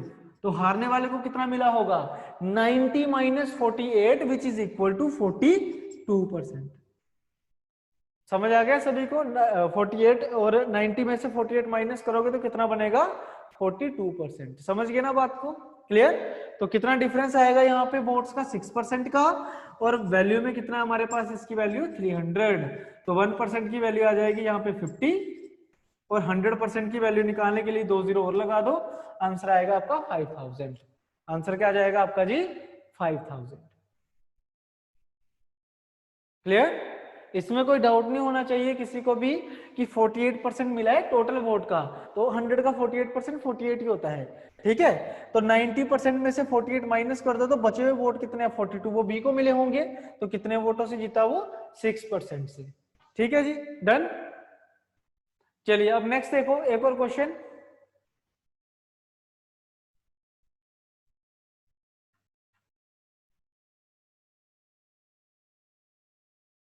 हाँ, रेशियो से भी निकल जाएगा, कोई इश्यू नहीं है, पर ये तरीका थोड़ा आसान है। सिंपल क्वेश्चंस के लिए ऐसे कर लो, कोई दिक्कत वाली बात नहीं है। अब नेक्स्ट क्वेश्चन जो मैं आपको करवाऊंगा ना, जो नेक्स्ट क्वेश्चन करवाऊंगा उसमें हम थोड़ा रेशियो का यूज करेंगे, रेशियो का नहीं सक्सेसिव का यूज करेंगे। ठीक है, रिपीट करने के लिए कह रहे हैं, चलिए रिपीट कर देता हूं मैं इसको। देखो टोटल वोट कितने, 100%, 10% ने वोट नहीं दिया। देखो एक एक लाइन पढ़ो, 10% ने वोट नहीं दिया तो 10% निकाल दिए बाहर, बचे कितने, 90%। अब इस 90 में से कुछ वोट मिले होंगे जीतने वाले को, कुछ वोट मिले होंगे हारने वाले को। ठीक है, अब जीतने वाले को कितने मिले हैं, 48% ऑफ टोटल वोट्स। ये देखो, winner candidate obtain 48% of total votes, तो टोटल का 48% मिला उसको। ठीक है, तो 48% आ गया इसका। तो 90 में से 48 अगर ए को मिले हैं तो बी को कितने मिले होंगे, 42, माइनस कर दिया ना 90 में से। ठीक है, तो कितने वोटों से जीता, ये 6% से। तो 6% की वैल्यू 300, ये देखो क्वेश्चन में गिवन है 1/300 वोट्स, तो 6% की वैल्यू 300 है, 1% की 50 आ जाएगी, 300/6 50 आ जाएगी, और 100% की कितनी आ जाएगी, 5000। समझ गए जी? Okay, very good. चलिए अब नेक्स्ट क्वेश्चन देखिए। अब देखो ये जो सिंपल सिंपल वाले क्वेश्चन होते हैं ना, उनको तो आप ऐसे भी कर सकते हो, लेकिन दिक्कत कहाँ आती है, जब क्वेश्चन थोड़ा सा मुश्किल आ जाए, जिसमें हर एक टर्म का यूज हो, फ्रैक्शंस वगैरह आ जाए, तब ये वाला तरीका थोड़ा सा नहीं, वैसे बहुत ज्यादा कैलकुलेटिव हो जाता है। ठीक है, तो अगर मान लो आपको इसका थोड़ा लेंथी क्वेश्चन आता है जिसमें वैलिड इनवैलिड वोट्स के बारे में सब कुछ इंफॉर्मेशन हो, तो उन क्वेश्चंस को कैसे करना है वो देखो अब। ठीक है, चलो लिखो एक क्वेश्चन, लिख लो एक। इन an election between two candidates, in an election between two candidates, 10% of the voters, 10% of the voters did not cast their votes. 10% of the voters did not cast their votes. 10% of the voters did not cast their votes. लिख लिया? उसके बाद लिख लो 10% of the vote polled, 10 नहीं 20%, 20% of the vote polled, 20% of the vote polled were declared invalid. 20% of the vote polled were declared invalid. ठीक है, next लिखो, a winner candidate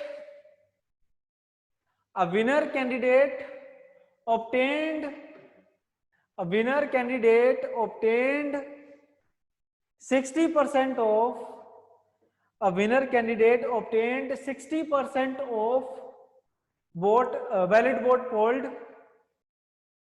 A winner candidate obtained 60% of valid votes. A winner candidate obtained 60% of valid votes and valid votes, which is equal to which is equal to 2160 volts, which is equal to 2160 volts. तो आपसे क्या पूछेगा, find total votes listed, find total votes listed. तो मैं repeat कर रहा हूं question को फिर से। इन an election between two candidates 10% of the voters did not cast their votes, 20% of vote polled were declared invalid, a winner candidate obtained 60% of votes which is equal to 2160 votes, ठीक है। then find total votes polled, find total votes polled, sorry, find total votes listed, find total votes listed। तो जल्दी से एक बार खुद try करो question को, क्योंकि इसके सारा बेसिक अब आपको पता है। एक बार ट्राई करो क्वेश्चन को किस तरीके से करना है।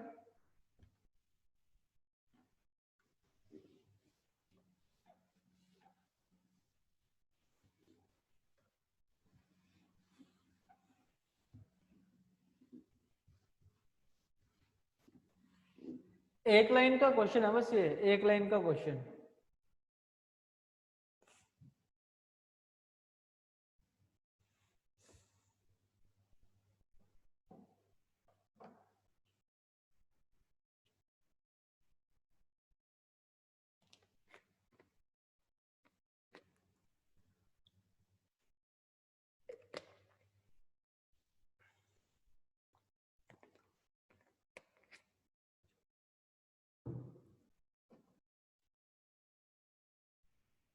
टोटल वोट फाइंड करने हैं, ठीक है, टोटल वोट्स करने हैं हमने, वो गलती से बोल दिया था एक बार। फाइंड टोटल वोट्स लिस्टेड, ये लिखा हुआ है। तो आंसर लगभग सबके अलग ही आ रहे हैं, चलो कोई बात नहीं। देखो जब ऐसे क्वेश्चन आ जाए ना जिसमें बहुत सारा मटेरियल हो, मतलब काफी वैल्यूज हो, तो इनको पता कैसे करो, पहले लिख लो। जैसे इन an election between two candidate, आपको बोला 10% वोट ऐसे हैं जिन्होंने वोट ही नहीं दिया, वोटर ऐसे हैं, तो टोटल वोटर्स होंगे कुछ, उसमें से -10% कर दिया तो ये क्या बना, वोट पोल्ड। यही था ना। फिर इसमें से 20% माइनस कर दिया तो वो क्या बना, वैलिड वोट, वैलिड वोट, ठीक है।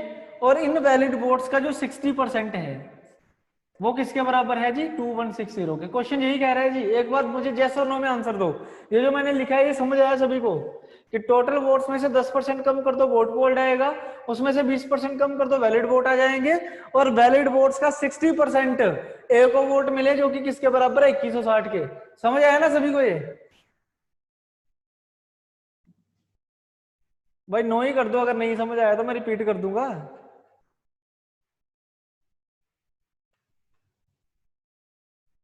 ओके ठीक है। तो देखो यार पता है क्या हो रहा है, टोटल वोटर्स को मान लो टी, 10% वोट अगर इनवैलिड है, सॉरी 10% लोगों ने अगर वोट नहीं दिया है तो कितनों ने वोट दिया होगा, 90% ने ना। अब एक चीज समझना थोड़ा सा, -10% का मतलब क्या होता है, माइनस का मतलब होता है डिक्रीज करना, ठीक है। तो 10% का आपने क्या करना है, डिक्रीज्ड फ्रैक्शन लिख लेना है। तो 10% का डिक्रीज फ्रैक्शन कितना होता है, 9/10। 10% का डिक्रीज फ्रैक्शन कितना होता है, 9/10, ठीक है। उसके बाद ये जो 20% वोट माइनस हो रहे हैं जी, किसमें से हो रहे हैं, वोट पोल्ड में से। ये 10% माइनस हुआ था टोटल वोट्स में से, ठीक है। तो ध्यान से अगर आप देखोगे तो डिक्रीज हो रही है वैल्यू, वैल्यू क्या हो रही है, डिक्रीज, और डिक्रीज हो रही है प्रीवियस वैल्यू में से, ठीक है। तो जब भी कोई वैल्यू प्रीवियस वैल्यू में से डिक्रीज होती है उसे बोला जाता है सक्सेसिव डिक्रीज, ठीक है। उसे क्या बोला जाता है, सक्सेसिव डिक्रीज। तो सक्सेसिव में क्या करते हैं, मल्टीप्लाई। तो 20% कम हुआ, 20% अगर माइनस होगा, कम होगा, तो फ्रैक्शन क्या बनेगा बच्चे, 4/5। तो यहाँ पे क्या लिख दूंगा मैं, 4/5 लिख दूंगा। क्लियर हो गया। उसके बाद यहां तक हम पहुंच चुके हैं, 4/5 के यहां तक पहुंच चुके हैं। और आगे मुझे पता है कि इनवैलिड वोट्स का 60% किसके बराबर है, 2160 के। मतलब इसका 60% इज इक्वल टू 2160। भाई साहब 10 जो ना 20 सेकंड में क्वेश्चन खत्म हो सकता है। ऐसा क्वेश्चन अगर आपको पेपर में आएगा तो 20 सेकंड में खत्म। सबसे मतलब जो इसको मुश्किल क्वेश्चन बोला जाता है इलेक्शन का, क्योंकि अगर आप दूसरे तरीके से करोगे तो थोड़ा कैलकुलेटिव हो जाएगा, लेकिन अगर आप ऐसे करोगे तो इजीली निकल आएगा। अब इसको बस सोल्व करना आपने, करो आराम से जैसे करना है। जैसे 3/5 हो जाएगा, कैंसिल हो गया ना, और तो कुछ हो नहीं रहा अभी कैंसिल। बाकी उधर आगे करके देखो, t की वैल्यू क्या रहेगी, 2160 into 5 into 5 into 10 upon 9 into 4 into 3। ठीक है, कट जाएगा सारा, टेंशन वाली कोई बात नहीं है। 9 गुना 4 36, 36 गुना 3 108 गुना 2 216, ये बनेगा ना। तो 5 गुना 5 25, 25 गुना 2 50, 500 और ये 5000 आंसर। आंसर क्या रहेगा इस क्वेश्चन का, 5000। 4/5 कैसे आया बेटा, 20% का डिक्रीज फ्रैक्शन कितना होता है, 20% का डिक्रीज्ड फ्रैक्शन कितना होता है, माइनस का मतलब क्या होगा, डिक्रीज को होगी वैल्यू, तो 20% का डिक्रीज फ्रैक्शन कितना होता है ये बताओ।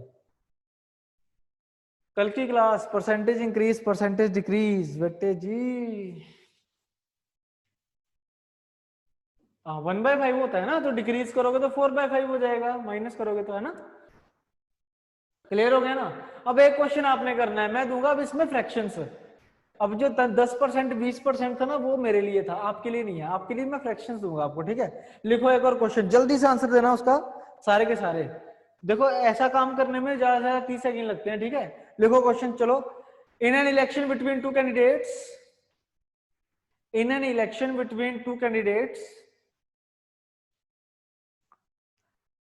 16 2/3%, 16 2/3% of voters, 16 2/3% of the voters did not cast their votes. In an election between two candidates, 16 2/3% of voters did not cast their votes. ठीक है, नेक्स्ट लिखो 12 1/2% of the voters, 12 1/2% of the vote polled, 12 1/2% of the vote polled were declared invalid. 12 1/2% of the vote polled were declared invalid. 12 1/2% of the vote polled were declared invalid. ठीक है, next लिखो a winner candidate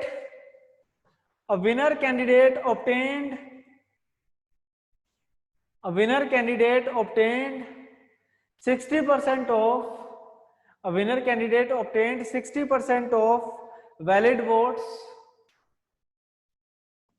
A winner candidate obtained 60% of the valid votes and got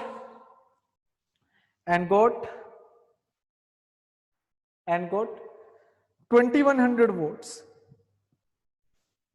and got 2100 votes. ठीक है, find total number of voters listed, find total number of voters listed. जल्दी से answer बताइए क्या रहेगा इसका।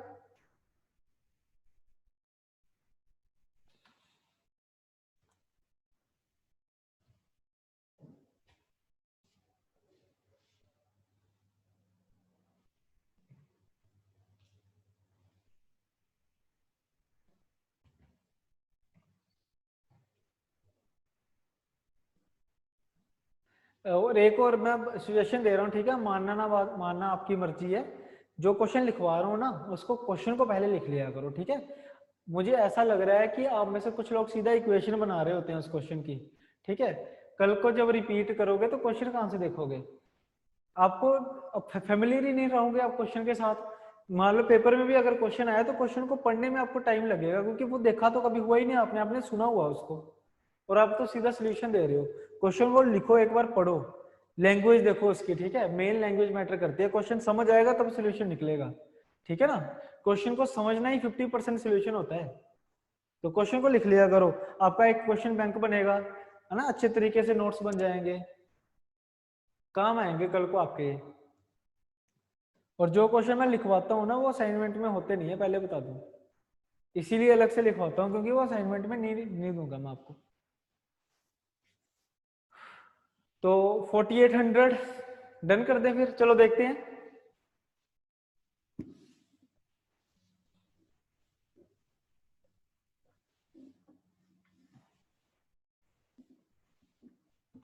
चलिए, क्या कह रहा है वो आपको कि टोटल कुछ वोटर्स हैं 16 2 by 3% did not cast their votes, तो 5/6 फ्रैक्शन बनेगी। 12 1/2% of voters were declared invalid, तो 7/8 बनेगी, और जीतने वाले को मिलते हैं 60% of vote which is equal to 2100। ये है क्वेश्चन जी हमारे पास। हाँ जी यही है ना क्वेश्चन हमारे पास। तो इसको बस सॉल्व करना मुझे, जैसे ये 3/8 हो जाएगा, 3/5 सॉरी, 5 से 5 कैंसिल हो जाएगा, उसके बाद 3 इंटू 2 क्या हो जाएगा, 6 हो जाएगा, ठीक है। उसके बाद 7 इंटू 3 21 हो जाएगा, और 8 इंटू 2 16 इंटू 3 4800। तो क्वेश्चन का आंसर क्या होगा इसका, 4800। ये इस क्वेश्चन का आंसर रहेगा, ठीक है जी। तो लगभग सबका 4800 ही आया था, वेरी गुड। जिन्होंने नहीं निकाला है वो प्लीज खुद करने की कोशिश भी करें एक बार, ठीक है, आंसर भी दें, चैट भी करें, ठीक है। चैट का ऑप्शन इसी के लिए ही है ताकि जो आपको डाउट हो वो पूछ लो, और जो मैं आपको क्वेश्चन दूं उसका आंसर दे दो, ठीक है जी। वेरी गुड वेरी गुड, ठीक है। तो ये हो गया हमारे पास इलेक्शन बेस्ड क्वेश्चंस। इसमें पहले आपने सिंपल क्वेश्चन भी कर लिए, एक टर्म को इंट्रोड्यूस भी कर लिया, और दो सबको इंट्रोड्यूस भी कर लिया है ना, इनवैलिड को भी इंट्रोड्यूस कर लिया, और वोट पोल्ड वालों को भी इंट्रोड्यूस कर दिया आपने, ठीक है जी। तो चलिए अब नेक्स्ट करते हैं। हाँ जी नितिन बोलो। ਸਰ ਜਿਵੇਂ ਤੁਸੀਂ ਆਹ ਕੁਐਸਚਨ ਕਰਵਾਇਆ ਸੀ, हाँ ਤੇ ਸਰ ਮਤਲਬ ਜਿੱਦਾਂ ਪਿਛਲੇ ਕੁਐਸਚਨ ਚ ਸੀ ਕਿ 10% ਵੋਟਸ ਉਹ ਕਾਸਟ ਨਹੀਂ ਹੋਈਆਂ, 20% ਵੋਟਸ ਇਨਵੈਲਿਡ ਹੋ ਗਈਆਂ, हाँ ਤੇ जी ਸਰ ਜਿਵੇਂ ਮੈਂ 100 ਵਿੱਚੋਂ ਪਹਿਲਾਂ 10% ਘਟਾ ਦਾਂ, ਮਤਲਬ 90 ਵੋਟਸ ਹੋ ਗਈਆਂ, 90% ਹੋ ਗਿਆ, ਤੇ 90 ਵਿੱਚੋਂ ਸਰ ਜੇ 20% ਘਟਾ ਦਾਂਗੇ ਵੋਟ ਪੋਲਡ ਹੀ ਨਹੀਂ ਹੋਇਆ, ਸਰ 70 ਜਿਹੜੀਆਂ ਪੋਲਡ ਹੋਈਆਂ ਉਹ ਚ 60% 70 नहीं होगा बेटा, 70 नहीं होगा। 90 का 20% कितना होता है, 18, तो 72 बचेगा। ਅੱਛਾ ਮਤਲਬ ਸਰ ਏਦਾਂ ਵੀ ਹੋ ਸਕਦਾ ਨਾ ਇਹ? ऐदा हो सकता है, बट 70 नहीं आएगा, 72 आएगा। बट एक गल समझो ना यार कि 10% ਤੇ 20% ਨਾ ਕਰ ਲਿਆ, अगर 16 2/3% ਹੁੰਦਾ ਤਾਂ ਕਿੱਦਾਂ ਮਾਈਨਸ ਕਰਦੇ ਤੁਸੀਂ, ਹਾਂਜੀ ਸਰ ਇਹ है ना, ਗੱਲ ਹੈ। फिर दिक्कत होती है और कुछ नहीं है। इस करके जब भी मतलब ऐसे सारी टर्म्स आ रही हो ना, तो उस केस में ऐसे करना ज्यादा बढ़िया रहता है ਠੀਕ ਹੈ ਸਰ। ना। ठीक है जी, म्यूट कर लेना बस यहाँ से। ਹਾਂਜੀ ਹਾਂਜੀ सर, ਹਾਂਜੀ ਹਾਂਜੀ। ओके जी, हाँ एक्स ले लो एक्स ले लो, टी की जगह पे कोई फर्क नहीं पड़ता, एक्स बाय जेड जो आपको ज्यादा अच्छा लगता है, एक्स अच्छा लगता है तो एक्स ले लो।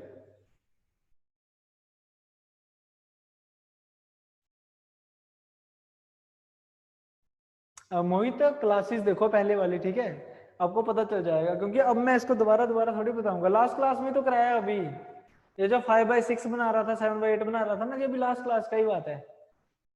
माइक चाहिए ध्रुव, एक सेकेंड।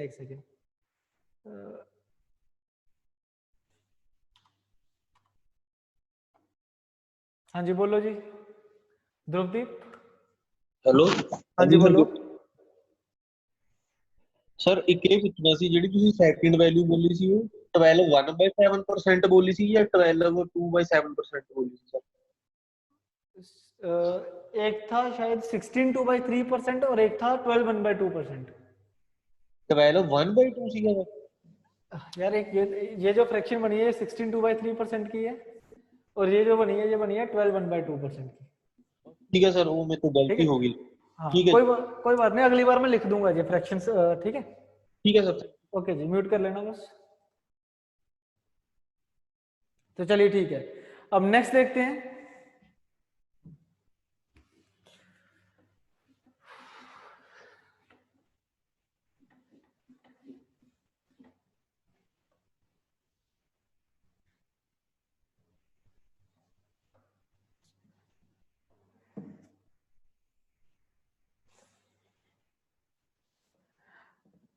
नेक्स्ट देखो, इसमें आपको असाइनमेंट में जो क्वेश्चंस मिलेंगे इसके, वो है क्वेश्चन नंबर 26 27 28 26 27 28 एंड 29, ठीक है। ये वाले क्वेश्चन आपको इलेक्शन के ऊपर ही हैं।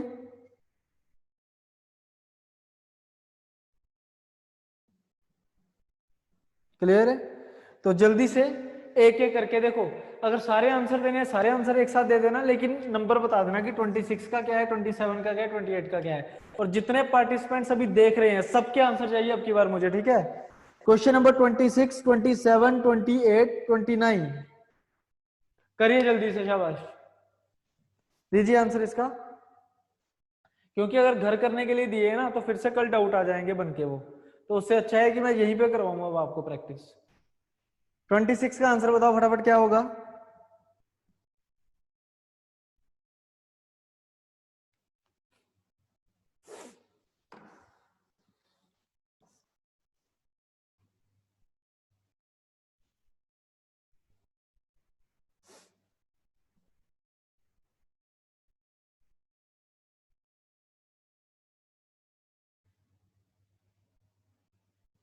जल्दी से करिए, 26, 27, 28 एंड 29।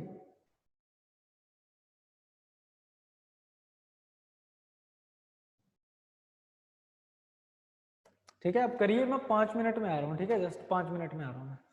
अब करिए आंसर जरा जल्दी।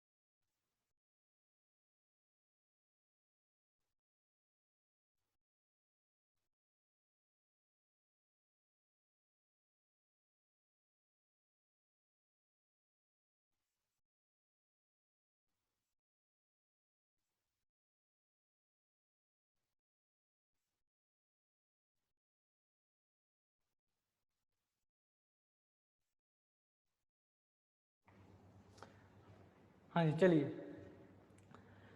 क्वेश्चंस देख लेता हूँ आप सबके।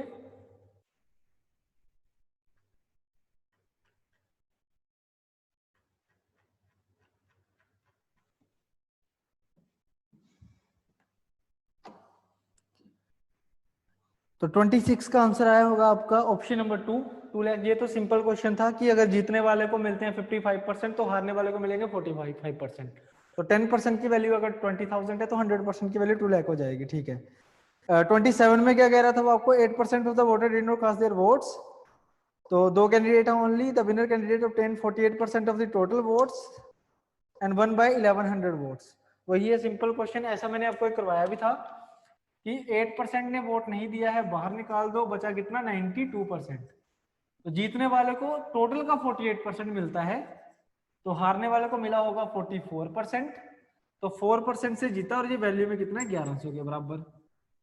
तो 1% आ जाएगा 1100 बटे 4 और 100% निकालने के लिए गुना 100 कर दो, ये आएगा हमारे पास। ठीक है ना, समझ गए ना। तो जो भी आएगा मल्टीप्लाई करके वो इसका आंसर रहेगा। ठीक है, मल्टीप्लाई करोगे 275 रहेगा इसका आंसर, 00 27,500। उसके बाद क्वेश्चन नंबर 28 था। 28 में हाँ 28 वाला क्वेश्चन थोड़ा सा मतलब कि जैसे मैंने आपको करवाया ना वैसा सा नहीं करवाया कोई भी आपका ऐसा क्वेश्चन, लेकिन ये उनसे सिंपल है, ये मैं कह सकता हूं कि 28 में उसने क्या बोला है आपको कि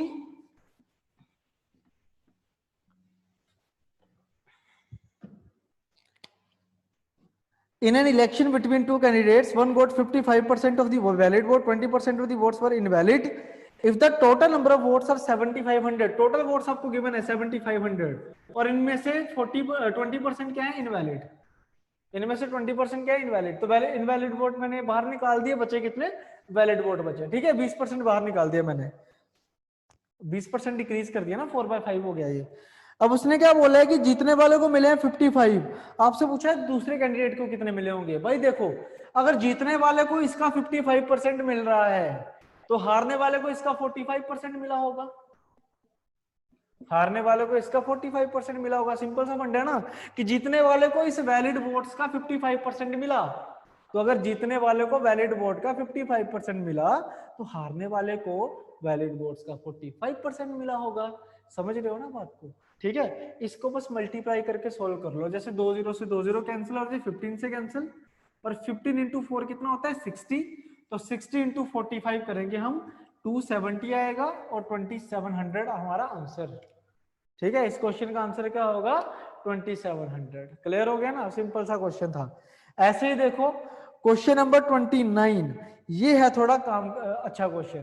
क्वेश्चन नंबर 29 पहले पढ़ेंगे एक एक करके, ठीक है, और लिखेंगे इसको। 29 ऐसा क्वेश्चन है जिसमें सारी वैल्यूज गिवन है, आपको टोटल वोट्स गिवन है, आपको वोट पोल्ड गिवन है, आपको वैलिड वोट्स गिवन है और जीत हार का भी गिवन है कुछ। ठीक है, तो क्या है हमारे पास सबसे पहले इसमें कि 10% of the voters did not cast their votes, 10% are invalid. मतलब देखो टोटल मान लो अगर टी है, चलो एक्स मान लेते हैं, तो 10% वोट नहीं दिया और 10% क्या हो गए इनवैलिड हो गए। यहां तक पहुंच गए हम। ठीक है, आगे उसने क्या बोला है क्वेश्चन में कि भाई जब successful candidate got 54% of the valid votes and won by majority of 1620 votes. भाई देखो जीतने वाला को एक ए था जिसको 54% मिले, तो भाई हारने वाले को कितने मिले होंगे जी 46%। ठीक है, और ये कितनी मेजोरिटी से जीता है 1620 से। तो ये जो 1620 आया है ये क्या है मेजोरिटी है, यानी कि इन दोनों का क्या है डिफरेंस है। तो ये 54% है तो ये 46% होगा, तो डिफरेंस कितने का आएगा 8% का। ठीक है, तो 8% जो है इन सबका वो किसके बराबर है 1620 के। 8% किसके बराबर है 1620 के। तो बस टी एक्स की वैल्यू निकाल लो, आपके टोटल वोट्स आ जाएंगे। ये 8 कैसे आया, किसी को कोई डाउट तो नहीं है ना इसमें। उसने बोला है कि 1620 क्या है मेजोरिटी से जीता है वो। ठीक है, तो मेजोरिटी तो भाई 8% ही है, तो 8% ऑफ वैलिड वोट्स किसके बराबर हुए 1620 के। ठीक है, तो 8% होता है 8/100। इसको बस आपने सोल्व करना है। जैसे 9 इंटू 9 81, 81 इंटू 2 होता है 162। ठीक है, बस बाकी 4 इंटू 2 8 होगा, और ये 4 इंटू 5 हो जाएगा, 2 से 5 कैंसिल हो जाएगा, तो 5 इंटू 5 25,000 आंसर आएगा हमारा। सॉल्व आप खुद कर लेना, आंसर आएगा आपका 25,000। ठीक हो गया। नितिन यार कमेंट कर दिया करो, ढूंढना पड़ता है नाम मुझे सारा, एक सेकेंड।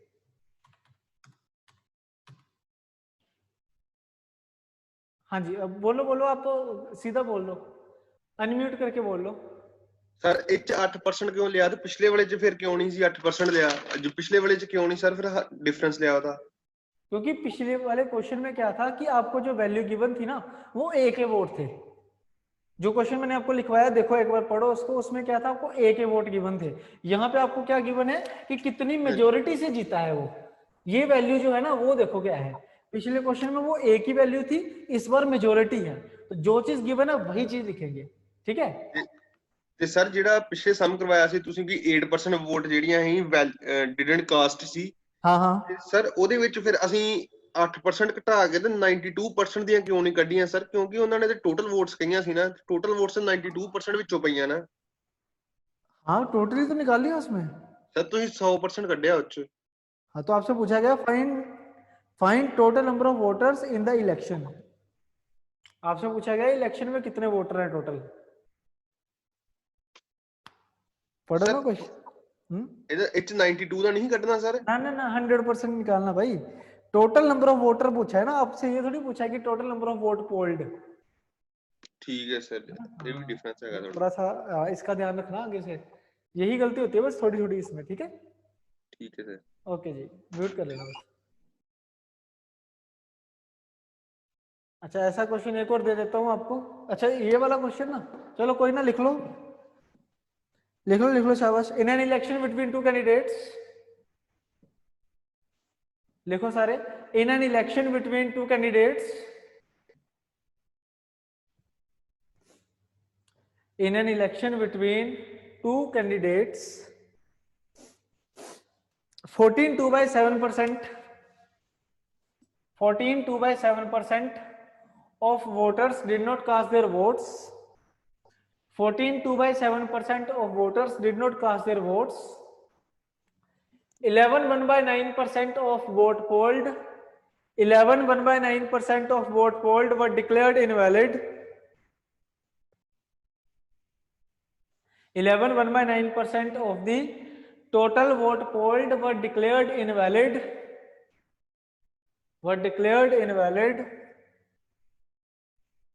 ठीक है। A winner candidate obtained 60% of valid votes. A winner candidate obtained 60% of valid votes and won by a winner candidate obtained 60% of valid votes and won by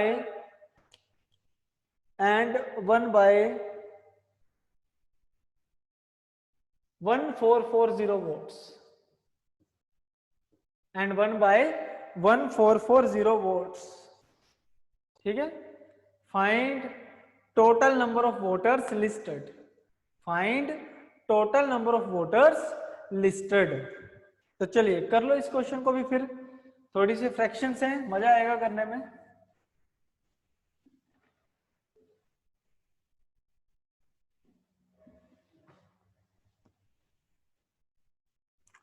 very good very good. Answer आने शुरू हो चुके हैं। 9450।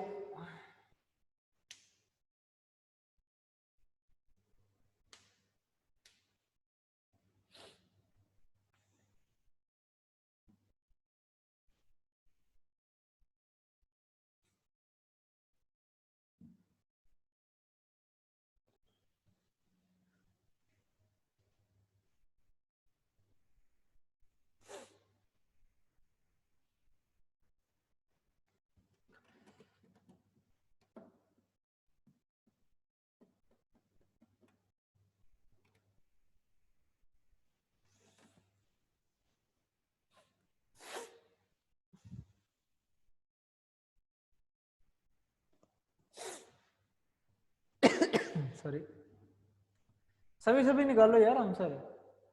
गलत सही से मुझे कोई फर्क नहीं पड़ता, लेकिन ट्राई तो करो कम से कम यार।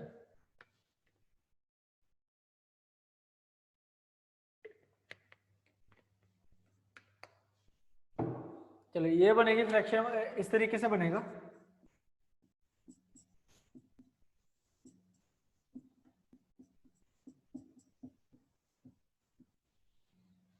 ये बनेगी इक्वेशन,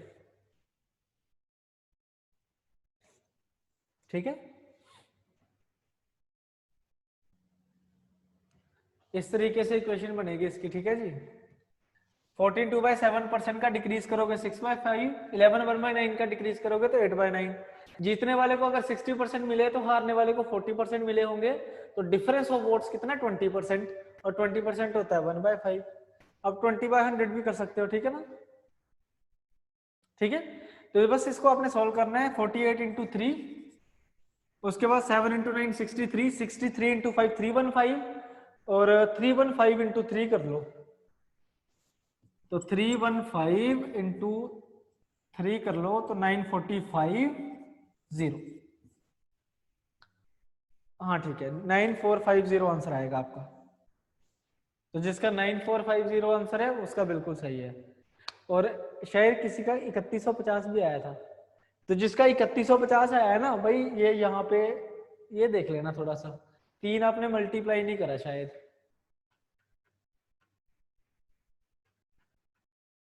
ठीक है जी।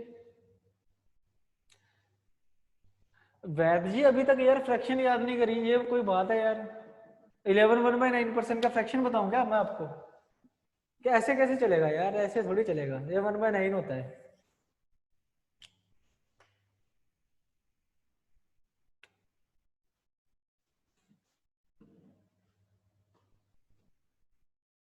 वन बाय फाइव बेटा इसलिए लिया है, देखो जीतने वाले को अगर 60% मिल रहा है तो हारने वाले को 40% मिला होगा ना। तो कितने वोटों से जीता ये? 20% से, और 20% ही तो 1/5 होता है। अब 20/100 लिख लो, वो भी 1/5 ही बनेगा। Sir this is not in list, पक्की बात है।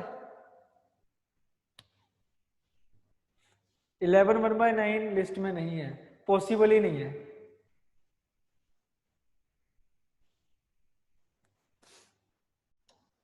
वो 11 1/9 तो मैंने लिखवाया भी होगा, लिस्ट में 2 बार होगा।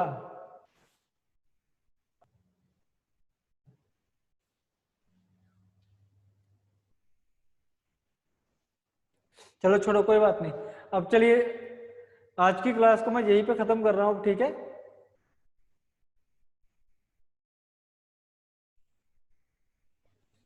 आज की क्लास को मैं यही खत्म कर रहा हूँ। होमवर्क आपका क्या है कि जितना क्वेश्चन आप कर सकते हो ना परसेंटेज के कर दियो, ठीक है। जितने क्वेश्चन अब आप निकाल सकते हो उतने क्वेश्चन निकाल दियो। बाकी जो मे भी आपके जो कुछ डाउट होंगे वो वही होंगे जो मैंने अभी करवाया नहीं है, तो कोई इश्यू नहीं है, पूछने की जरूरत नहीं है। नेक्स्ट क्लास में जब सारा खत्म होएगा आपको खुद ही पता चल जाएगा। और मैं कोशिश करूंगा कि सारे क्वेश्चन आपको क्लास में करवाऊं, खुद करवाऊं, जैसे मैं आज करवा रहा था, ठीक है। तो चलिए ठीक है जी, मिलते हैं नेक्स्ट क्लास में फिर। Thank you very much.